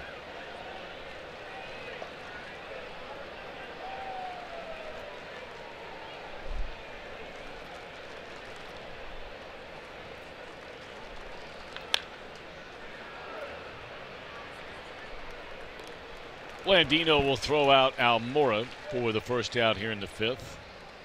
So with the 3 home runs allowed by Tyler today, that is 13 home runs in, 52 innings? Well, if you pitch long enough in this ballpark, you're going to give up a lot of home runs. I mean, I'd like to get the study, and I'm sure that Joel Luckup can come up with this. How many of those home runs are solo shots? A solo shot home run, in my book, early in the inning, sometimes it's a rally killer. Rather than, and if I had to make a decision as a pitcher as to how I'm going to give up one run, one swing of the bat would be the way to go. Not a walk, a double, a hit batter, error behind you, that kind of thing. Fly ball into left field by Rizzo. Short of the track, it's Duvall to gather it in. 2 down in the inning. I mean, some of the greatest pitchers of all time, and they're in the Hall of Fame. In fact, the 2 pitchers that, other than Jamie Moyer, who have given up more home runs than anybody, and I don't think Moyer's in that list, but are Robin Robertson and Bert Blyleven, and they're both Hall of Famers. Yep. Your old coach, Robin Roberts. Collegiate head coach. Correct. My other collegiate head coach was the father of the Cubs' third base coach, Brian Butterfield, down there at third base. You see him in the background there behind Wilson Contreras. I played for his dad, Jack, at University of South Florida. He was in there a couple of years before Robin Roberts came in. So 8 of the 13 home runs off of Malley are solo shots. And the other 5 have had only 1 on. So if you stay away from the 3-run shot, the Earl Weaver home run, you're okay.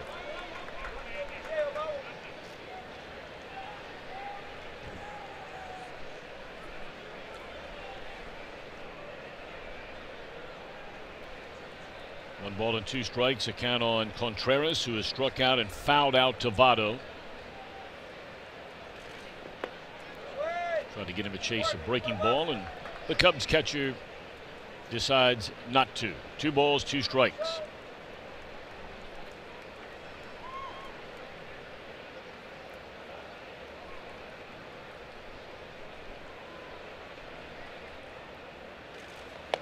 Got him swinging to retire the side. 5 strikeouts for Malley. He gives up the home run to Zobrist. It's a 3-run Chicago lead.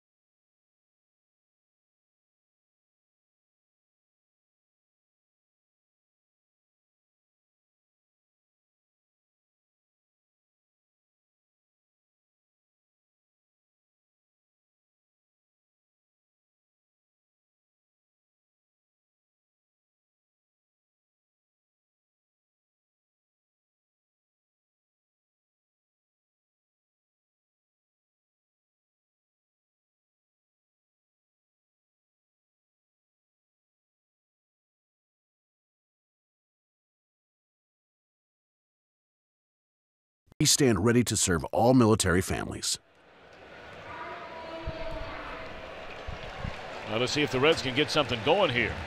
Big crowd on this Sunday afternoon at Great American Ballpark. And yes, indeed, a ton of Chicago Cub fans have made the trip in. But their money spends just fine here, too. Hope everybody stayed safe and enjoyed their weekend. Reds have a top of the order against Darvish here in the last of the 5th inning. Blandino has walked, scored, and struck out.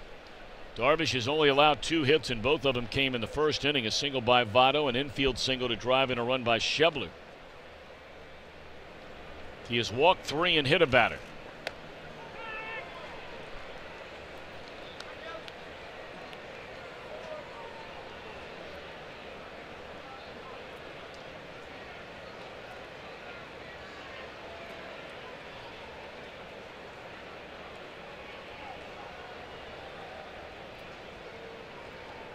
Reds now have a little more work to do after that solo home run by Zobrist leading off the top of this 5th inning. Instead of that old cliche, a bloop and a blast from tying it up. Now all of a sudden you need a couple of guys on, and that, to quote Mr. Welsh, that Earl Weaver home run, that 3-run home run. That's the kind of make a difference. Yes. Hall of Fame manager. Long run for the Baltimore Orioles. That's how they built that team around incredible starting pitching. Of course, many may remember in 1970 they had 4 pitchers in their starting rotation won 20 or more games. Think about that. 20 or more games. 4 of them. Trying to remember if I can get them right now. Pat Dobson, Jim Palmer, Dave McNally, and the other one was a Latin pitcher. Who am I forgetting? Cuellar. That's right.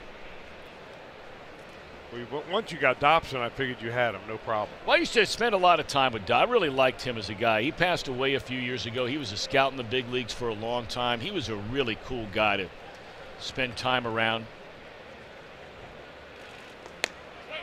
Used to see him all the time out in San Diego. Mike Cuellar, right? He was the 4th one? Mm-hmm. Yeah. Oh, it was 1971, not 70, 71. Thank you.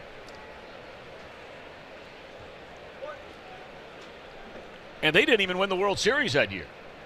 They lost it to the Pittsburgh Pirates in 1971 with 4 20-game winners in your starting rotation. In 7 games.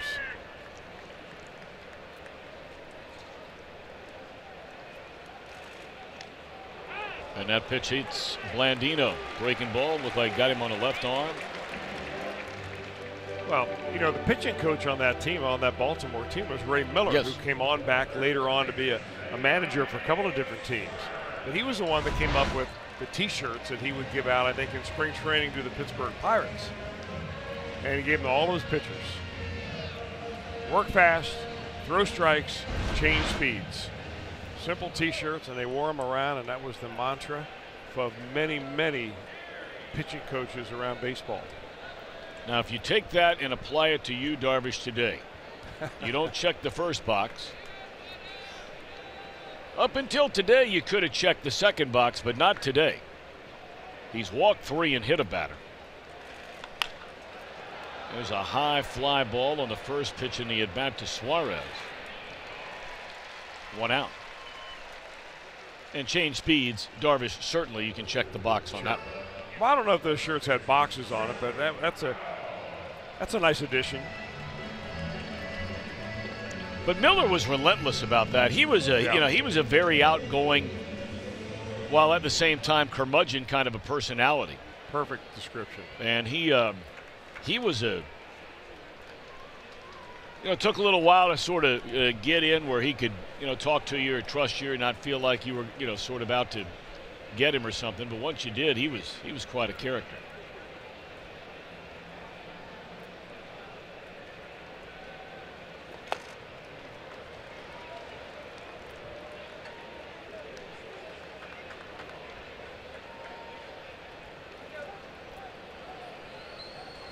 Joey Votto a single to left center field in the first inning, grounded out to second in the third. Reds need a spark here. They need some pop, need something going on. They've not had a hit since the first inning.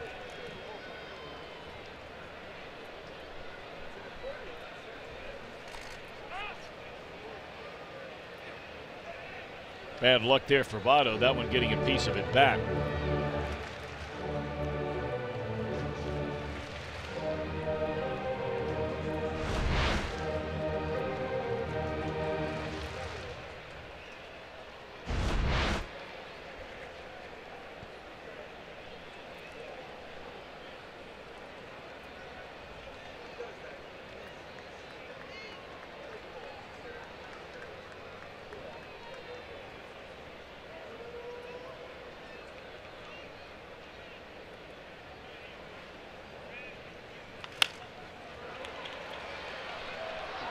Look at Baez. Oh, my. Beautifully acrobatic play by Javier Baez. He is some kind of athlete. Play him anywhere.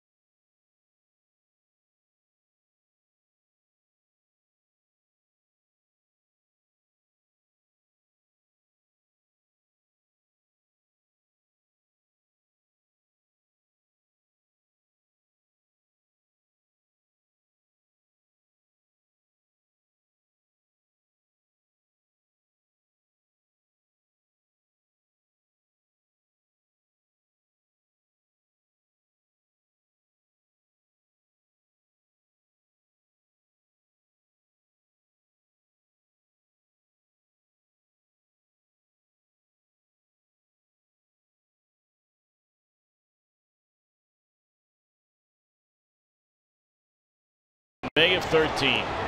I'm not so sure that's not the best play I've ever seen. He barehanded the ball. Wow. On his knees. And now you see something like this, which is a great play. It wasn't that play, but it's a great play.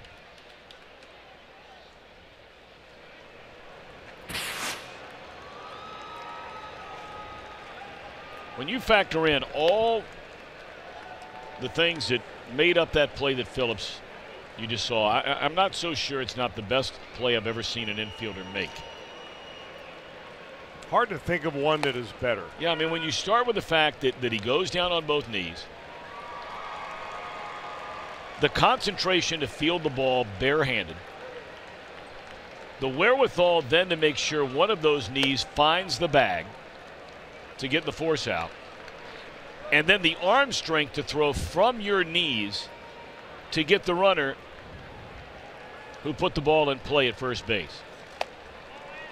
That was just a play for the ages. And he made a lot of them.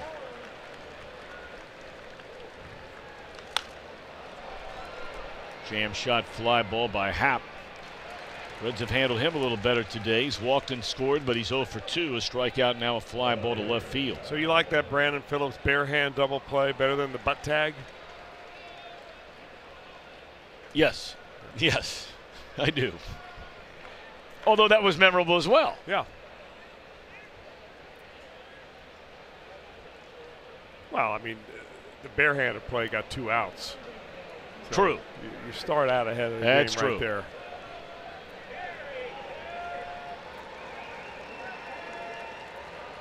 Regardless of how the whole thing ended with the Reds eventually trading Brandon Phillips, one thing that can't be denied, I mean, he's going to be coming back here for a long, long time. And people will always remember what an outstanding player he was here for the Cincinnati Reds. Coming over in that trade, Cleveland had virtually given him up for nothing. And who was that, Lee Stevens in that deal, if I remember right? No, was it Lee Stevens or somebody else? No? And, you know, Phillips was just, not only was he a great player, Chris, you and I have talked about this many times, one of the toughest guys that I've ever seen play baseball. Yeah, and we don't even know all of the injuries Sure. that he played through. The ones we know that he played through would have landed other guys on the DL for a long, long time. That was the first deal, I think, that Wayne Krivsky made as the GM here. Turned out to be a darn good one. Cool. I mean, he's one of the top 10, 12 players in the history of the franchise. His name is littered all over the record books. I mean, you can get into debates about, you know, okay, was he better than this guy or that guy? And look, everybody can have those debates, but you look over the long haul, well past a decade of playing for this team and the numbers he put up offensively, the Gold Gloves.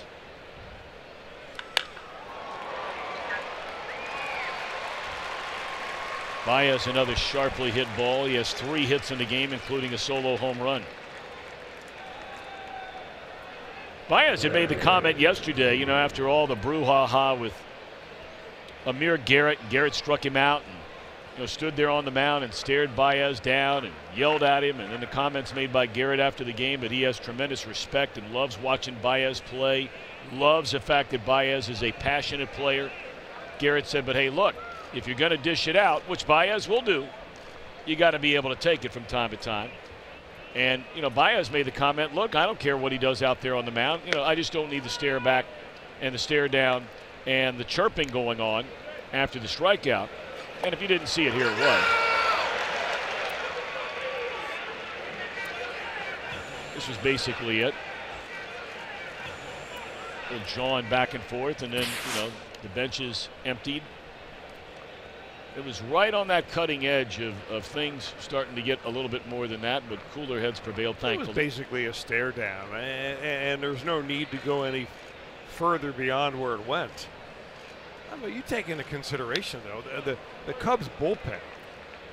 I mean, when somebody on the Cubs hits a home run, and they have got the cameras in that bullpen, and they all go into a breakdown dance that has been previously choreographed. I mean, what's a little talk about nowadays? Now, if that happened 20 years ago, somebody's getting it in the ribs. but that doesn't happen anymore. And also consider, you know, the arena where Amir Garrett has spent most of his time growing up, which is basketball. And it's like, you don't like this? Here's one in-your-face slam dunk. And then talk in your face after you do it. And that's the way that game is played. So I had no problem with really either of them. No. In fact, I kind of like the drama. There's a line drive caught by Shibler, and right that'll end the inning. Tyler Malley, 6 innings, 4-run baseball today. For the Reds trail 4-1.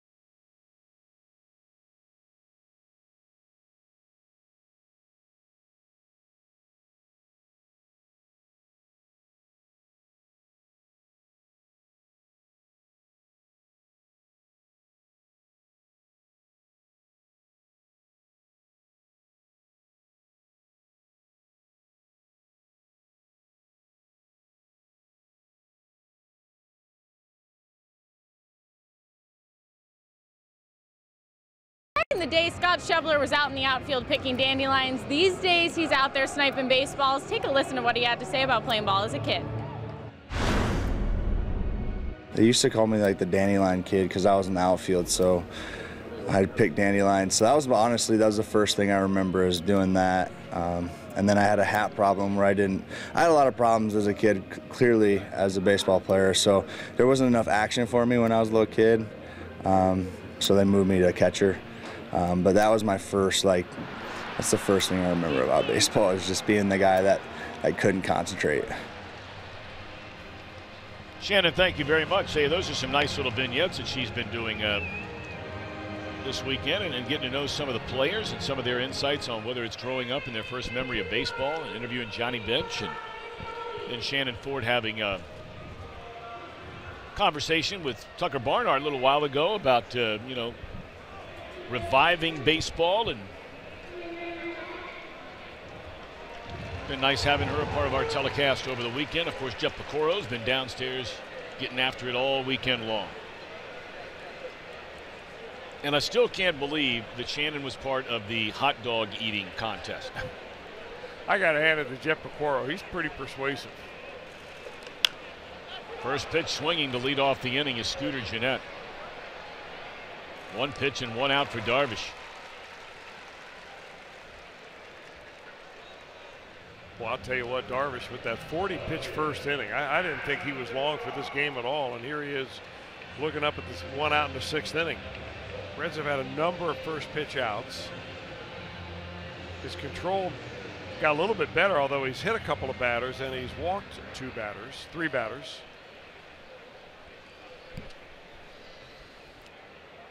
But a major improvement over what the Cubs have seen for the most part. 5 batters have gone down on the first pitch of the at-bat. And you're talking about a guy who in this game has hit 2 batters, I beg your pardon, and walked 3. But we said it yesterday, Darvish is the kind of pitcher that every time he takes the ball, and there are not many of these guys out there, he is capable of throwing a no-hitter. If he's throwing strikes, he's got the fastball, the breaking ball, with the artillery this young man possesses, and he's 31 years old, been around the block through Japan and over in the American League, finishing last year with the Dodgers. This 4-time All-Star is more than capable of doing that. And there just aren't many pitchers around the league you can say that about.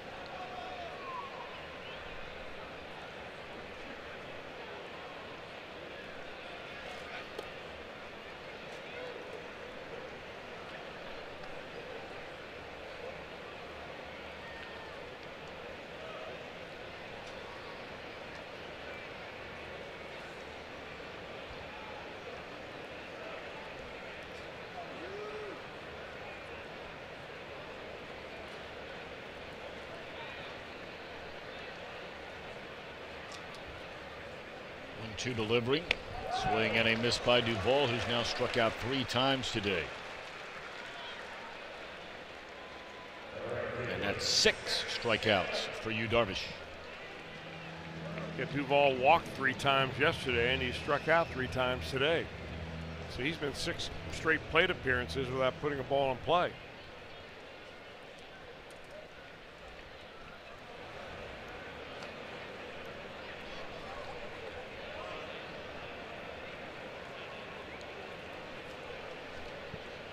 Reds have 2 hits in the game, and if you're just joining us, both of them came in the very first inning. One of them from the man who steps up there right now, knocked in the only Reds run with an infield hit, Shebler. And he's behind strike 1. Darvish has fanned 6, hit 2, walked 3. And this more than likely will be it for him. Only his second start since coming off the disabled list. His spot is due to lead off the Chicago 7th inning. They have the #1 ranked bullpen in the league.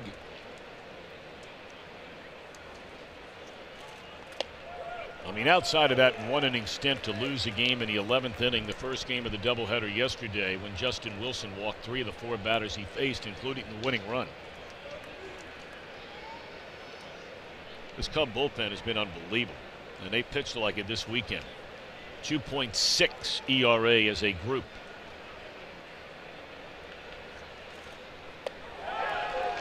He went around on the appeal, and that's all for the Reds. 7 strikeouts in the game for Darvish. One of his best starts so far as a Cub.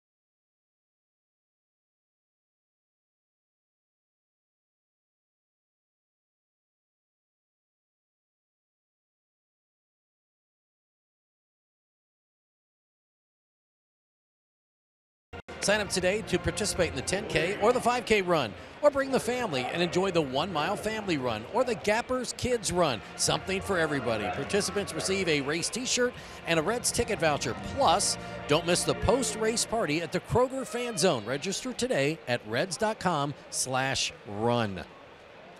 Geez, I wish I could run in that thing with our daughter. We're going to be out of town. Reds will be in Colorado that weekend. And as soon as the pinch hitter for Yu Darvish was announced, left-handed batting Tommy La Stella, Jim Riggleman will come get Tyler Mahle. So Mahle goes 6. He allows 4, gives up 3 home runs, allows 7 hits. He strikes out 6 and walks 2. This will be our Skyline Chili call to the bullpen, waiting to begin the 7th inning.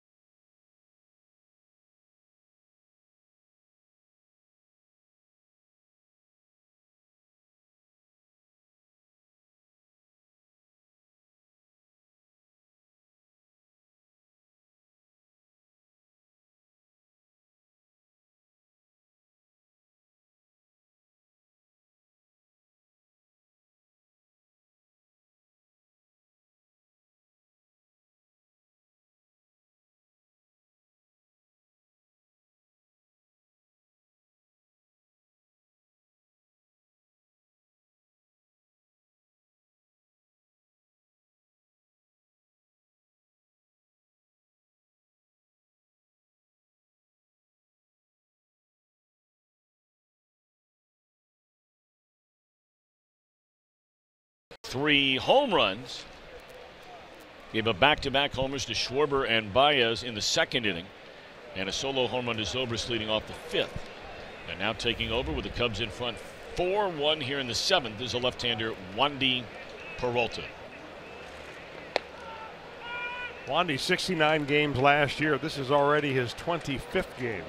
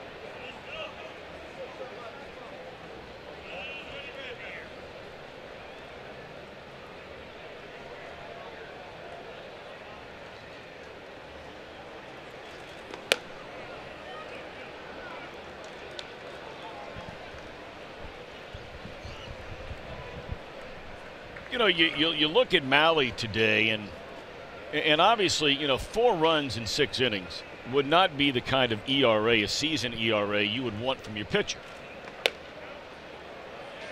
Having said that, to get one of these young starters to go 6 innings the way things have been going here for the last couple of weeks, it's at least a step in the right direction. I mean, bear in mind, we have seen the better part of the last 2 weeks where the Reds are lucky to get 4 innings out of any of their starters. And that includes not the young guys, but also the guys that have been around for a while. Absolutely. And I think that, you know, you lower the level of expectation these days anyway. I mean, 20 years ago, you're looking at a guy, if he doesn't go at least 6, it's a failure. Now, if he goes 6, you've done a really good job. Maybe not a stellar day. If you go 7, I mean, it's worth noting. So, you know, they've changed the way they manage games. You have more players in the bullpen than ever before. I think Mahle threw a pretty good game today. I mean, you know, you give up some solo home runs, big deal. I just didn't like the way he got beat in the 2nd inning on that slider. I like to see him pour more fastballs in there the first time through the order. But I don't know the scouting reports like they do down there. I mean, Tucker Barnhart studies that much more than I ever did. And they've got much more information down there than we have up here. I did not like this 0-2 walk, though, that Wandy Peralta just gave up. We've seen too many of those. We have seen way too many of those from Peralta. I mean, it's just hard to figure. This guy was as sharp and crisp as you could for a young pitcher last year, and we're only, you know, not even 2 months into this year, but the numbers just simply don't lie. 22 innings, and that's now 19 walks for Peralta. I mean, especially when you have a guy, and Listella's a good hitter. I mean, he's hit the ball hard the few times that he's been up in this series. I mean, he's no Joey Votto. And you get ahead 0-2, and you start nibbling around. What happened to the same aggressive approach that got you 0-2 in the first place?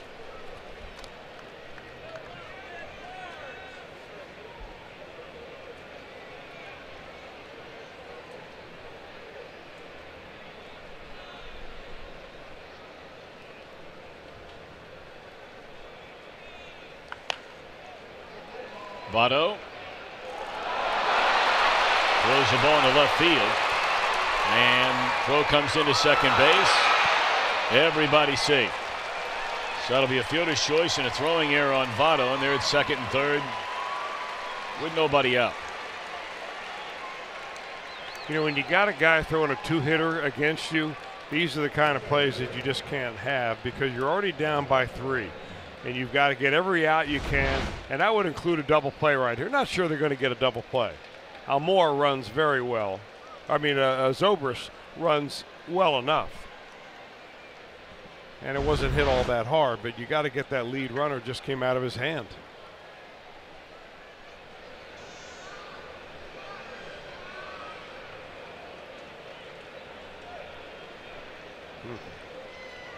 Amore the batter, the infield in for the Reds. And it's ball 1 high. Amore is singled, fly to right, grounded to short. La Stella, the runner at third. Zobrist on at second base. Cubs trying to add to a 4-1 lead with none out here in the 7th inning. A walk and an error to start it.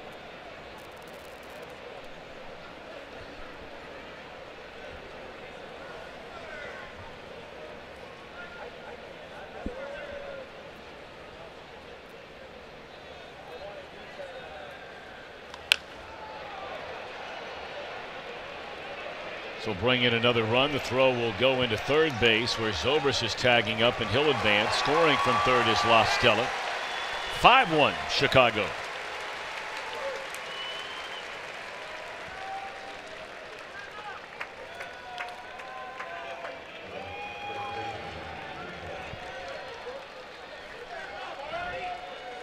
You know, Joe Madden really lit a fire, or certainly sent a message, let's put it that way, to his team after game 1 of the doubleheader here yesterday. He came right out and said, look, that's one of the worst games that I've ever been a part of as a manager, and probably the worst as Cub manager. He had Baez hit a ball and not even jog halfway to first base. He had a critical error which allowed 2 runs to score. They were just not sharp and didn't look like they were ready to play. Anthony Rizzo didn't slide into second base. It was called out going in, standing up.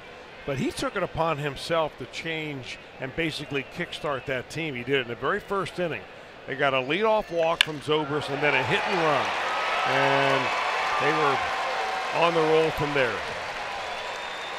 And now Rizzo smokes one into right that'll tack on another run, and it's a 5-run Chicago lead, a 6-1 game.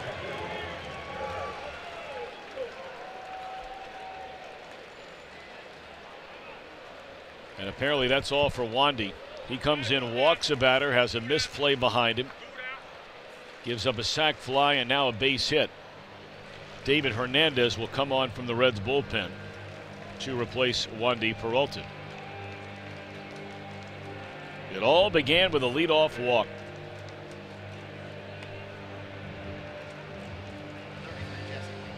And the error certainly has not helped.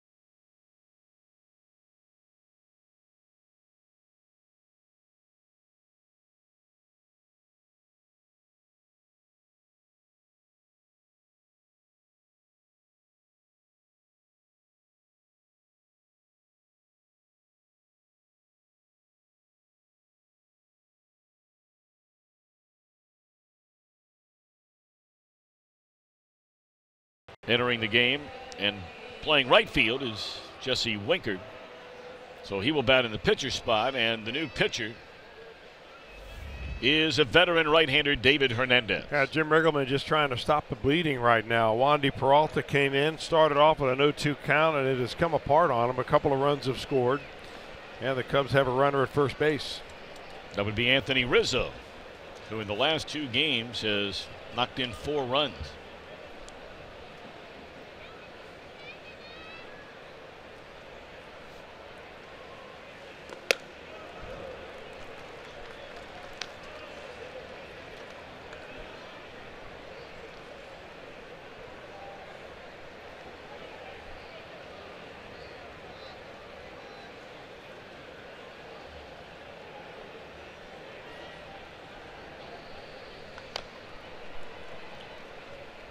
Wilson Contreras is 0 for 3, is struck out swinging twice, and sandwiched in between is a foul ball to Joey Votto.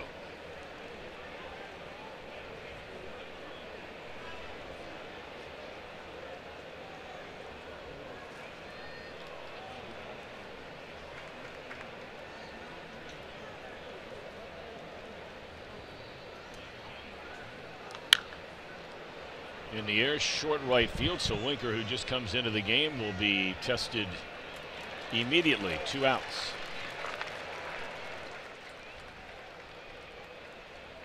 These are 2 big runs for Chicago in the 7th. It was a 3-run game, and now it's a 5-run lead. Reds will have 3 more shots at them, and it will be against the Chicago bullpen. They had the left-hander Dunsing getting loose earlier. We'll see the direction they take, and I would assume it's going to be the left-hander Dunsing because, well, they have Pedro Strop, huh? Okay, he's up there too, but when you look at who the Reds have coming up, you have Barnhart. You'd rather face him as a right-handed batter. You have Winker, a left-handed batter, and then you have Hamilton.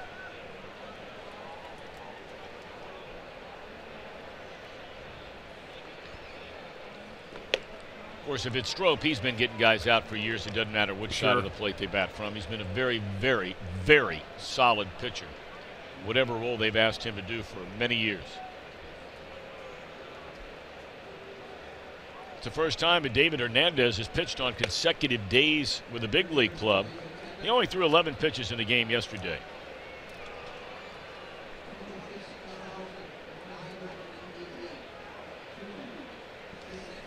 Nearly 27,000 on hand for this Sunday afternoon affair.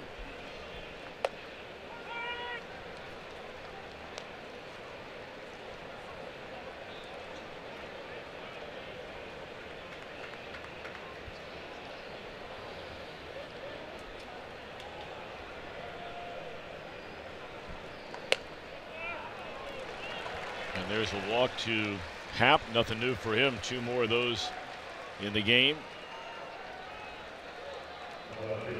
So he now becomes the first Cub ever in all the years these 2 franchises have played one another to walk in a single series 8 times. And bear in mind, we told you the other night when Happ was intentionally walked 3 times that there was a game in 1990 between the Reds and the Cubs where Andre Dawson, former MVP and Hall of Famer, playing then for Chicago, the Reds intentionally walked him 5 times in one game. So it's hard to believe he did not walk 8 times in the series. Boy, was he some kind of player. Old teammate of yours. Yeah. And what I'm told the reason he only walked, that he didn't get to 8, because it was a 2-game series. But what, we were talking about tough guys earlier. I'm not so sure he's not the ultimate tough guy in baseball that I've ever seen. Oh, you've told some stories, Tom, when you were broadcasting for the Cubs and he was playing in that MVP season, I believe, that are really amazing. I mean, the guy, you had to see it to believe it. And you're never going to see anything like it again because, to start with, we don't have AstroTurf. That's the first thing. And back in those days, Dawson, had spent most of his career in Montreal on the AstroTurf. And there were so many ballparks in the National League in those days, no interleague play back then that had the AstroTurf. Cincinnati, St. Louis, Philadelphia, Pittsburgh, right on down the line. And he was just so beat up in his knees, all the surgeries, bone on bone. By the time he got to the later stages in his career, which that's where he was in the early to mid 90s with the Cubs. And the team bus would just wait for him. After a game, he was always the last one on the bus. Over top of a beautiful suit or a beautiful pair of slacks, he would have taped ice on both knees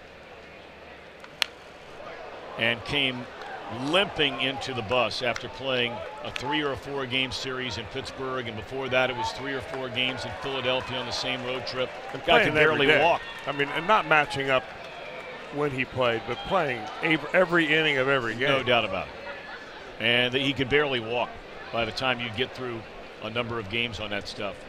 But he just kept going. Quiet, Rarely said anything. Tough. Tough. Schwarber not happy with that call. And he's been thrown out.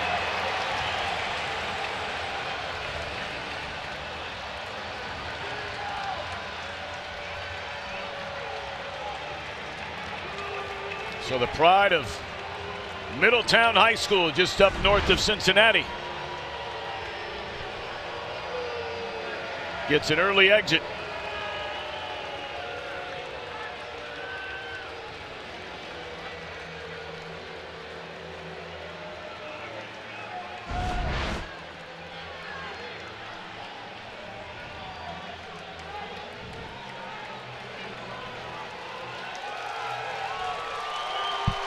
That's all for Schwarber, and that's all for the Cubs here in the 7th inning. They get 2 more runs. We're going to keep it right here as we do every Sunday. 7th inning stretch time for the singing of God Bless America. Ladies and gentlemen, at this time we ask that you please stand, kindly remove your hats and face the American flag. Major League Baseball, the Reds and the Cubs salute the men and women of our armed forces, as well as those who serve to protect in our local police and fire departments. At this time, please help us honor these brave men and women and all our veterans of service, and welcome Casey Campbell as he leads us in the singing of God Bless America. God bless America, land that I love. Stand beside her and guide her through the night with a light from above. From the mountains to the prairies to the oceans white with foam. God bless America, my home sweet home. God bless America, my home sweet home.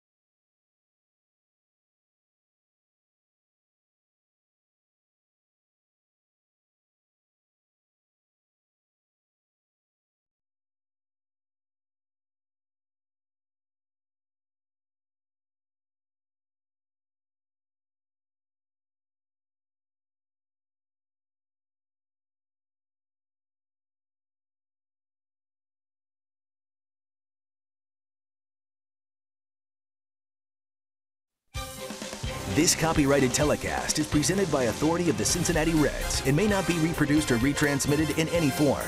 And the accounts and descriptions of this game may not be disseminated without the express written consent of the Cincinnati Reds.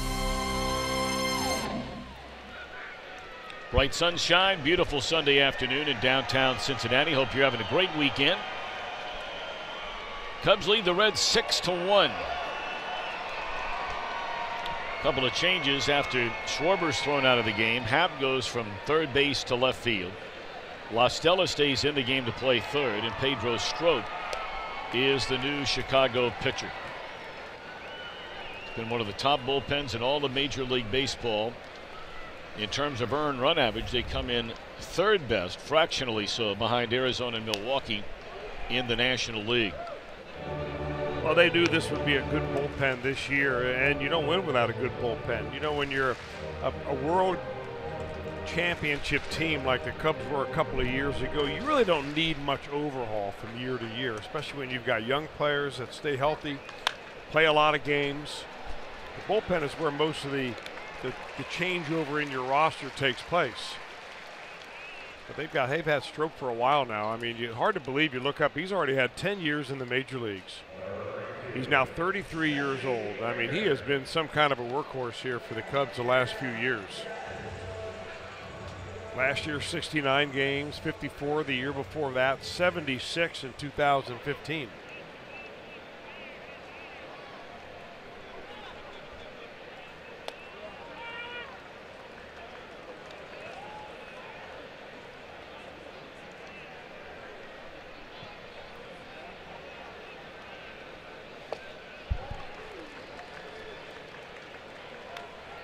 First at bat of the day for Jesse Winker.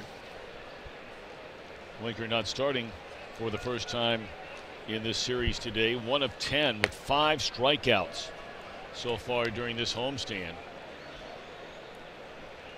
And in fact, Winker now 1 for his last 15. 1 ball and 2 strikes. 1 for 16. Hooked to the right side and gobbled up over there by Zobrist. And right now, a quick message from Miami Valley Gaming. Get ready to get lucky.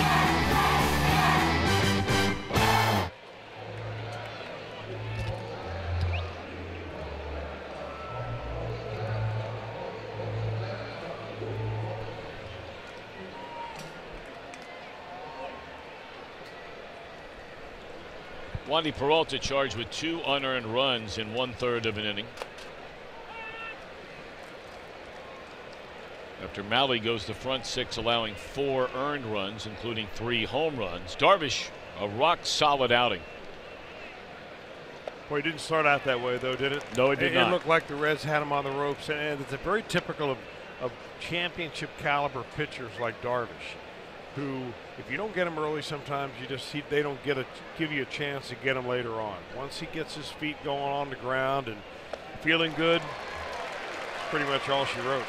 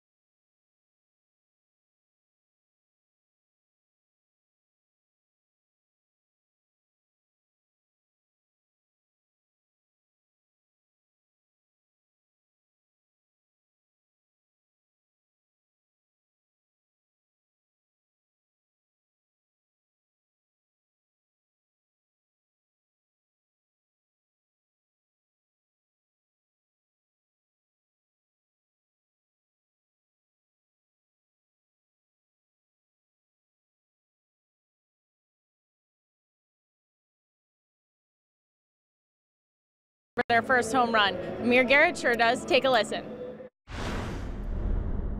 First memory playing the game would have to be when I was 9 years old, and I hit my first home run, and you know, it was pretty cool because, you know, it was my first one, and I was pretty young, and it was like, it was amazing. I mean, I would never forget that. Shannon, thank you very much. Thank you, Amir Garrett.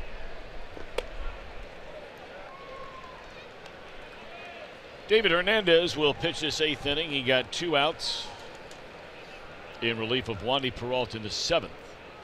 Cubs trying to make it 3 wins in 4 games.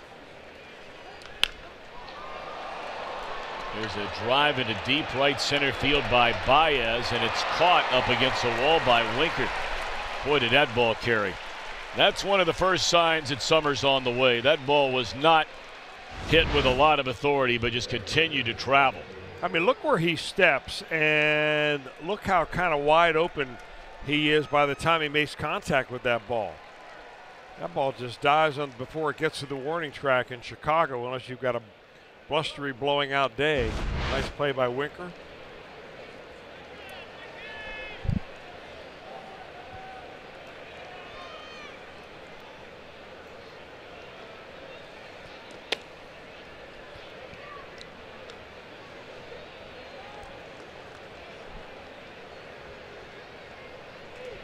Quiet day for Hayward, although his last time up he hit a line drive right at the right fielder, then Shevlin.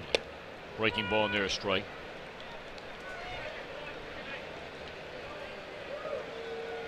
Pirates and the Padres are tied at 4 in the 7th. Phillies and Cardinals tied at 1 in the bottom of the 4th in St. Louis. Pull to the right side, and Hernandez will retire Hayward. Hitless day for him in 4 at-bats. Speaking of the Cardinals, they're coming to town June 8th, 9th, and 10th. And on Saturday the 9th, be one of the first 20,000 fans through the gates and receive a Scooter Jeanette bobblehead presented by Dynegy Energy Services. And you can be here for the Redbirds and the Reds for as low as $12. For tickets, visit Reds.com.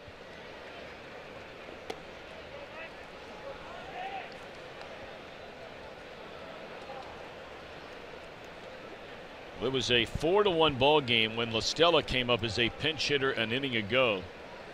Fell behind Wandy Peralta 0-2 and wound up drawing a walk. And then after a Reds defensive error, a fly ball to drive in a run, a base hit to drive in a run, and 4-1 became 6-1.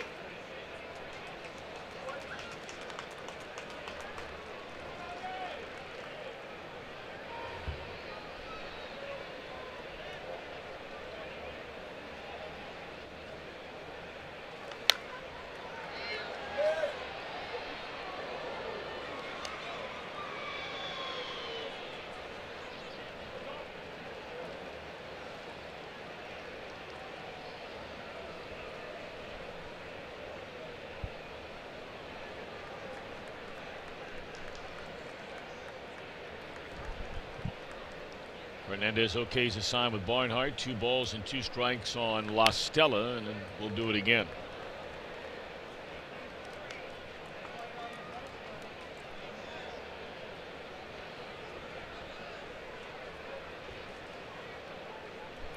Carl Edwards Jr. is throwing the ball in the Cub bullpen. The Reds have Jarrett Hughes throwing in their bullpen. 3-2 on La Stella.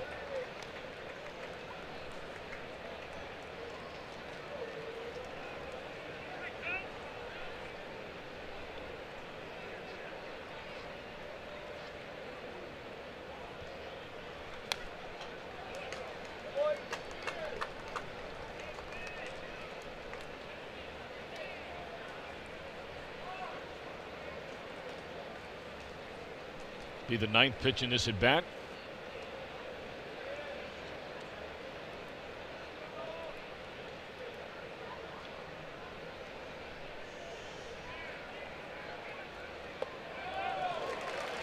And he draws a walk. 29 walks in this series, matches the most ever in a series for the Reds in franchise history. Wow. September of 2016, and we know what that pitching staff ended up like. It led the league in not only walks but also home runs allowed. But they walked 29 in a series against the Pirates September of that year. This matches the all-time franchise mark. On the ground, Jeanette will throw out Ben Zobrist to end the inning. 1 left. Reds will bat in the bottom of the 8th, trailing by 5.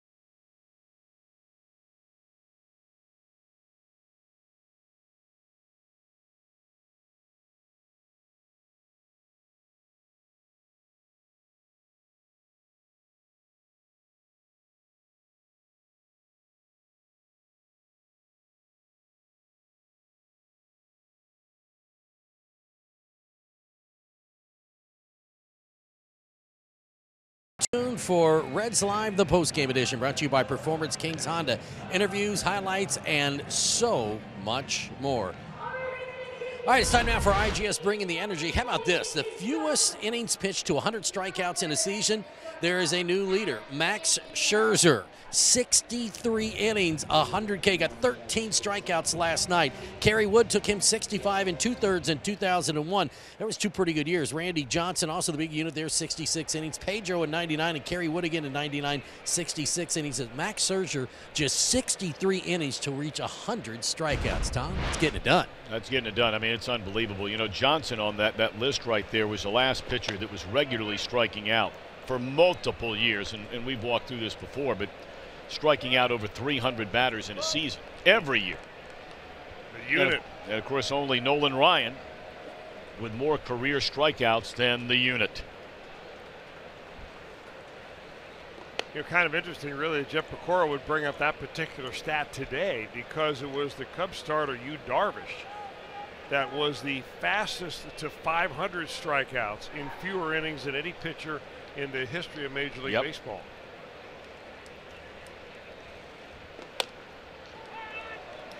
By the way, just to tie a ribbon around the Scherzer thing, the 100 strikeouts, he's retired 189 batters.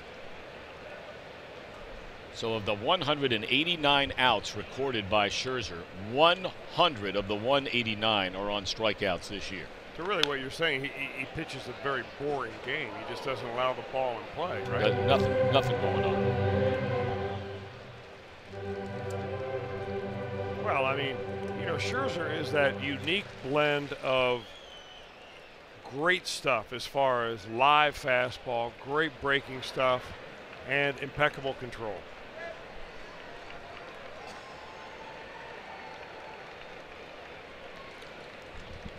And you throw in, Chris, the fact that, you know, it's not to say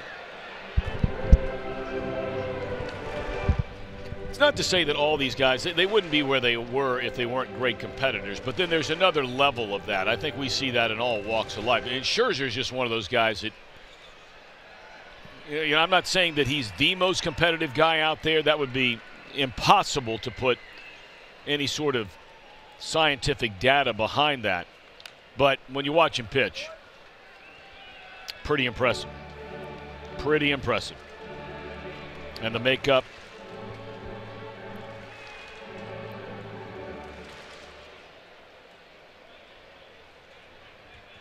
Boy, that deal, though, if you look back in 2009, the deal that sent Max Scherzer from the Arizona Diamondbacks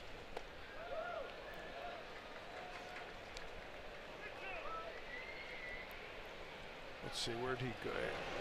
Oh, he signed as a free agent with the Nationals, but when he went, the Diamondbacks got back Ian Kennedy and Austin Jackson. Edwin Jackson, excuse me.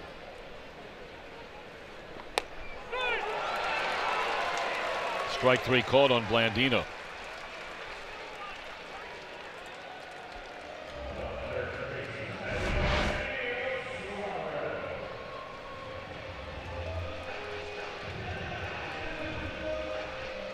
I think it's Austin Jackson. Oh, really? I'm just looking in the, okay.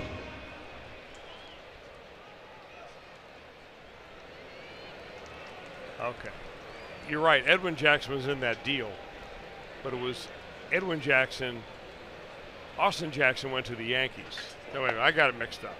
One Jackson went one way and the other went the other. And then but Michael Jackson and Tito Jackson came back on the back end.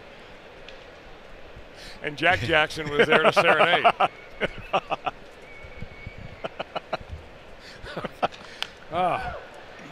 Baseball history. We've been here a lot, man. It's been a long weekend, brother. I mean, hour and a half delay and a 3.5-hour game Friday night, doubleheader here yesterday, including an 11-inning game, and here we are today. No, but the point, you know, I think where you're going here, I don't want to speak for you, is the fact that, you know, when you're – and look, I was the announcer for the Diamondbacks when they drafted Scherzer, and between the bad luck they had with Daniel Hudson getting hurt, high-round pick, great-looking young pitcher, right around the time Scherzer was coming in, but they trade Scherzer. They've also traded Trevor Bauer as a #1 pick, who's had a pretty decent career so far up in Cleveland.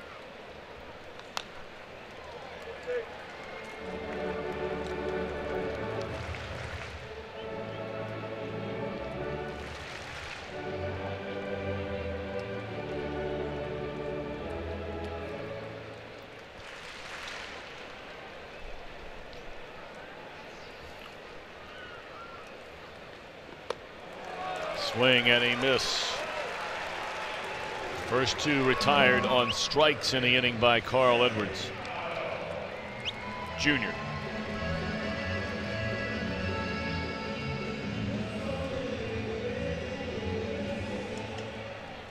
A very quiet weekend for Joey Votto. He has 2 hits. The entire series, he's walked twice. He has scored 2 runs. He's not knocked in a run. I beg your pardon. No. I thought he knocked in a run yesterday.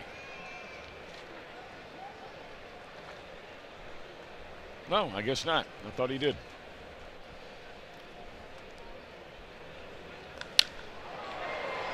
This ball into right center field. It'll fall in a base hit. And Votto will stop right there as it's cut off by Amora Jr.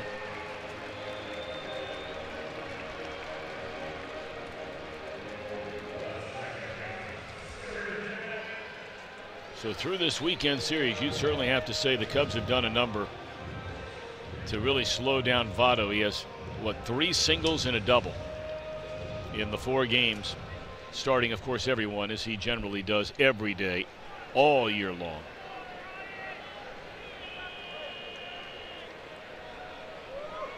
Well, that's just the 3rd hit that the Reds have had this afternoon, and Votto's had 2 of them. And it's the first hit since the 1st inning. And then a broken bat on a pop-up to Rizzo will end the inning. We go to the 9th. Cubs lead 6-1.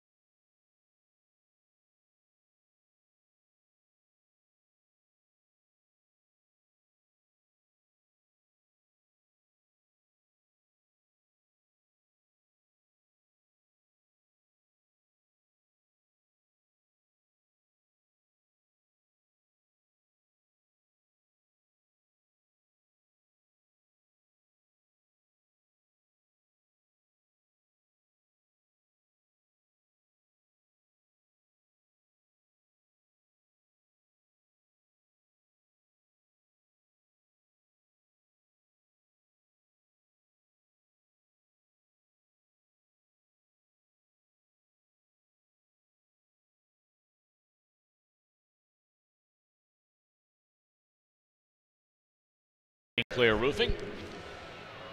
Come your way after an off day tomorrow.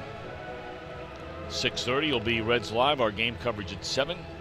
Matt Harvey making his third start as a Red, his first here in Cincinnati. And he'll be opposed by right-hander Jamison Tyone. Tyone, you may remember, was the one who hit a Eugenio Suarez and fractured his thumb when we were in Pittsburgh, that first road trip of the year, first road series of the year. Well, they're going to let Jared Hughes come on for the 9th inning. Jared, not a lot of work over the weekend. In fact, this is his first appearance of the weekend. And the first batter he faces is Almora. And he stings one into left field, his second hit of the game.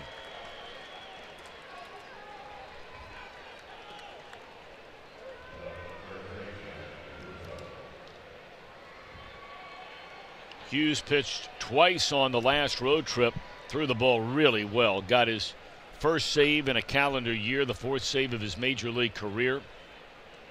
He's retired 20 of the last 23 batters that he has faced. He has been an excellent sign through the first 2 months of this year. In fact, not a lot of them better around baseball for the role you're asking him to play.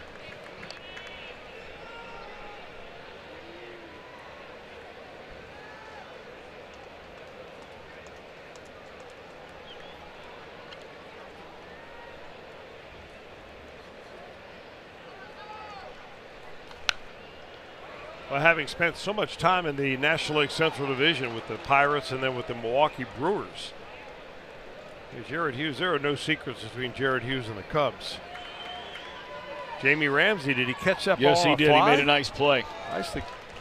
Nicely done, Jamie. Then flips it to that family in the stands. Well done.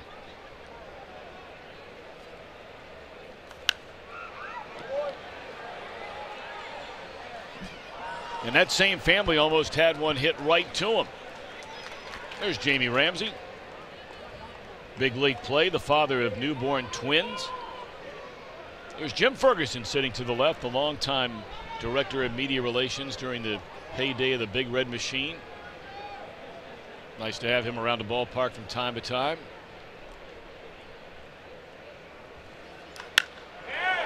Line drive in the straightaway center, caught by Billy Hamilton.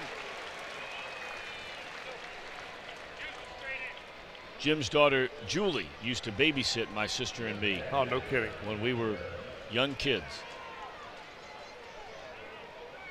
She's still here in the area. I know Julie with her own family living up around the Mason area. I wouldn't imagine Dawn was very difficult to sit for, but you were probably a handful. No, I was always running around. Exactly. Nothing easier than babysitting a kid who's not around. It's the ones that are around that are a pain in the tail.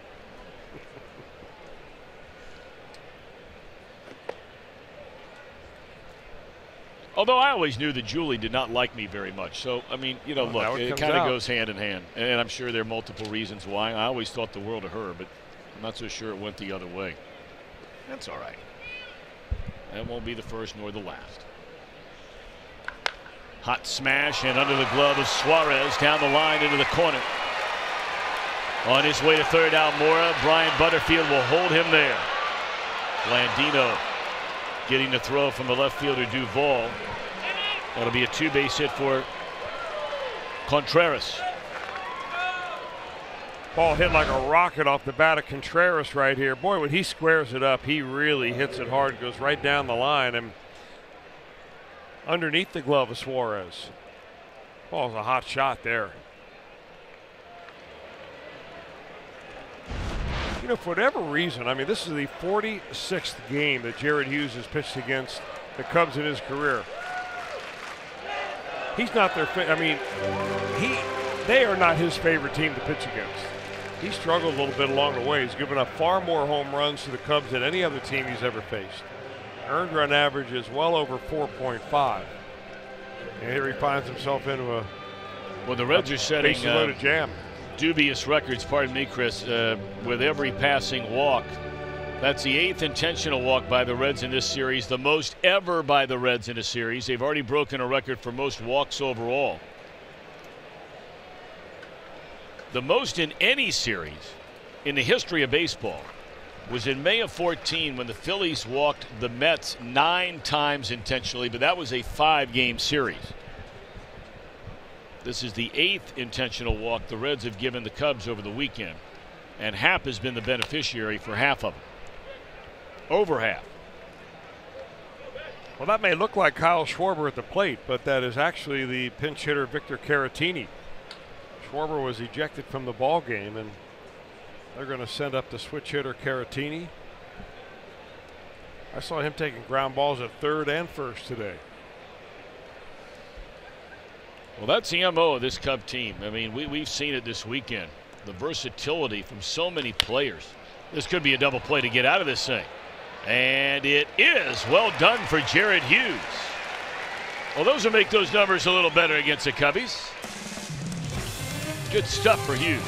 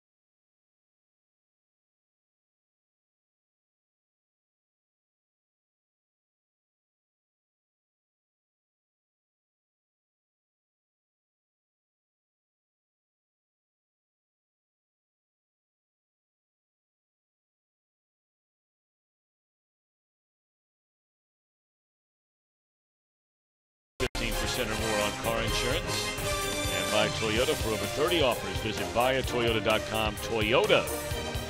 Let's go places. Well, that's pretty cool looking stuff right there, isn't it?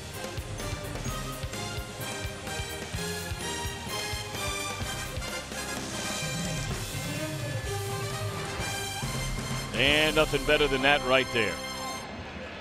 Young lady enjoying the day in the sunshine. Red, white, and blue.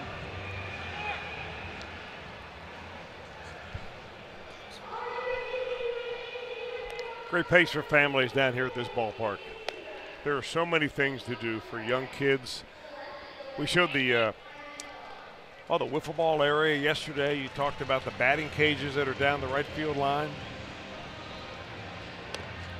Oh, yeah, the jungle gym things where you can climb around. And I mean, they got all kinds of things going on. Great food.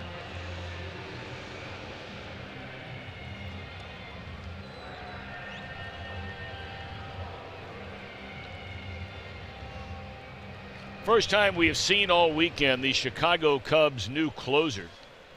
Chris brought up yesterday they let Wade Davis leave as a free agent. And they brought in Brandon Morrow. He has gone 65 2/3 consecutive innings without allowing a home run. That is the longest active streak in Major League Baseball. Morrow, of course, was a setup guy at the end of last year to the Dodgers' Kenley Jansen. We talked a lot during that 4-game series this time a week ago when the Dodgers made the decision to not bring Tony Watson back as their left-handed setup guy. Morrow is their right-handed setup guy, and after a couple of injuries to the guys who replaced them, it's been a struggle for the Dodgers down in that bullpen, including their closer, who has struggled.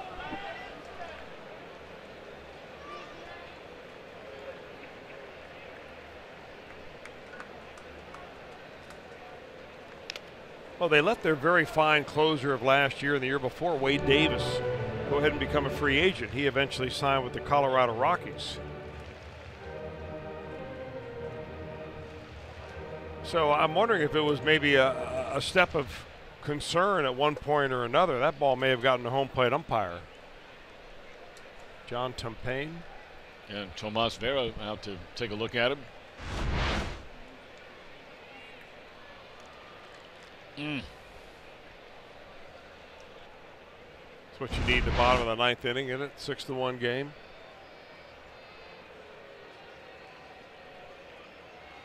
Well, he didn't look good.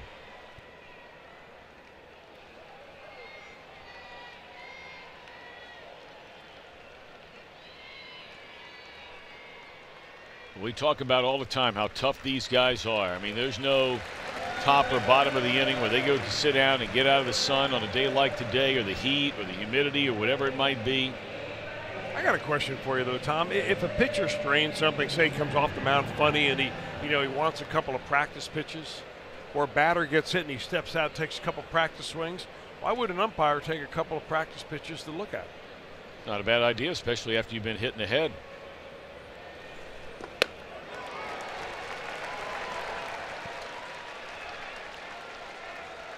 Duvall out of there swinging for the 4th time today. Jose Peraza given a day off. He'll pinch hit for the pitcher Hughes here in the 9th inning with none on and 1 out, and the Reds down by 5. I was getting back to the point about Brandon Morrow and how it was I can't say a big step of faith for them, but they let their closer move on, and he was a solid guy, obviously, Wade Davis. And they're taking kind of a flyer, a little bit of a flyer on a guy who's a setup man and make him into a closer. Sure. And this is kind of where the analytics and the metrics take over, in addition to having eyeballs on their ball club. In fact, the Cubs are a rare team in as much as they have one of their top scouts here this weekend watching their team and the Reds. But, I mean, normally where the scout is, the team is somewhere else. But he's done a pretty good job so far. Obviously, he's nailed down 10 saves, earned her an average of 1.2, and has kept the ball in the ballpark. Remarkable.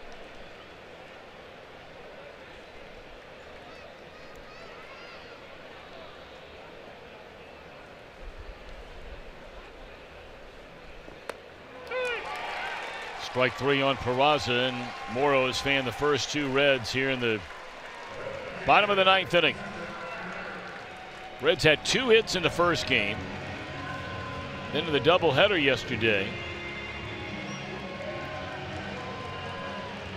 they only had 8 hits in the game that they won, but they had 3 hits on the shutout by Quintana and Montgomery.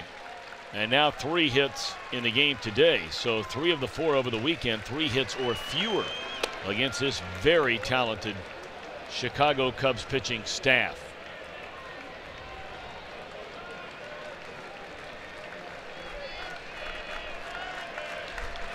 Tyler Chatwood was the only Cubs starter the Reds did not see in this series.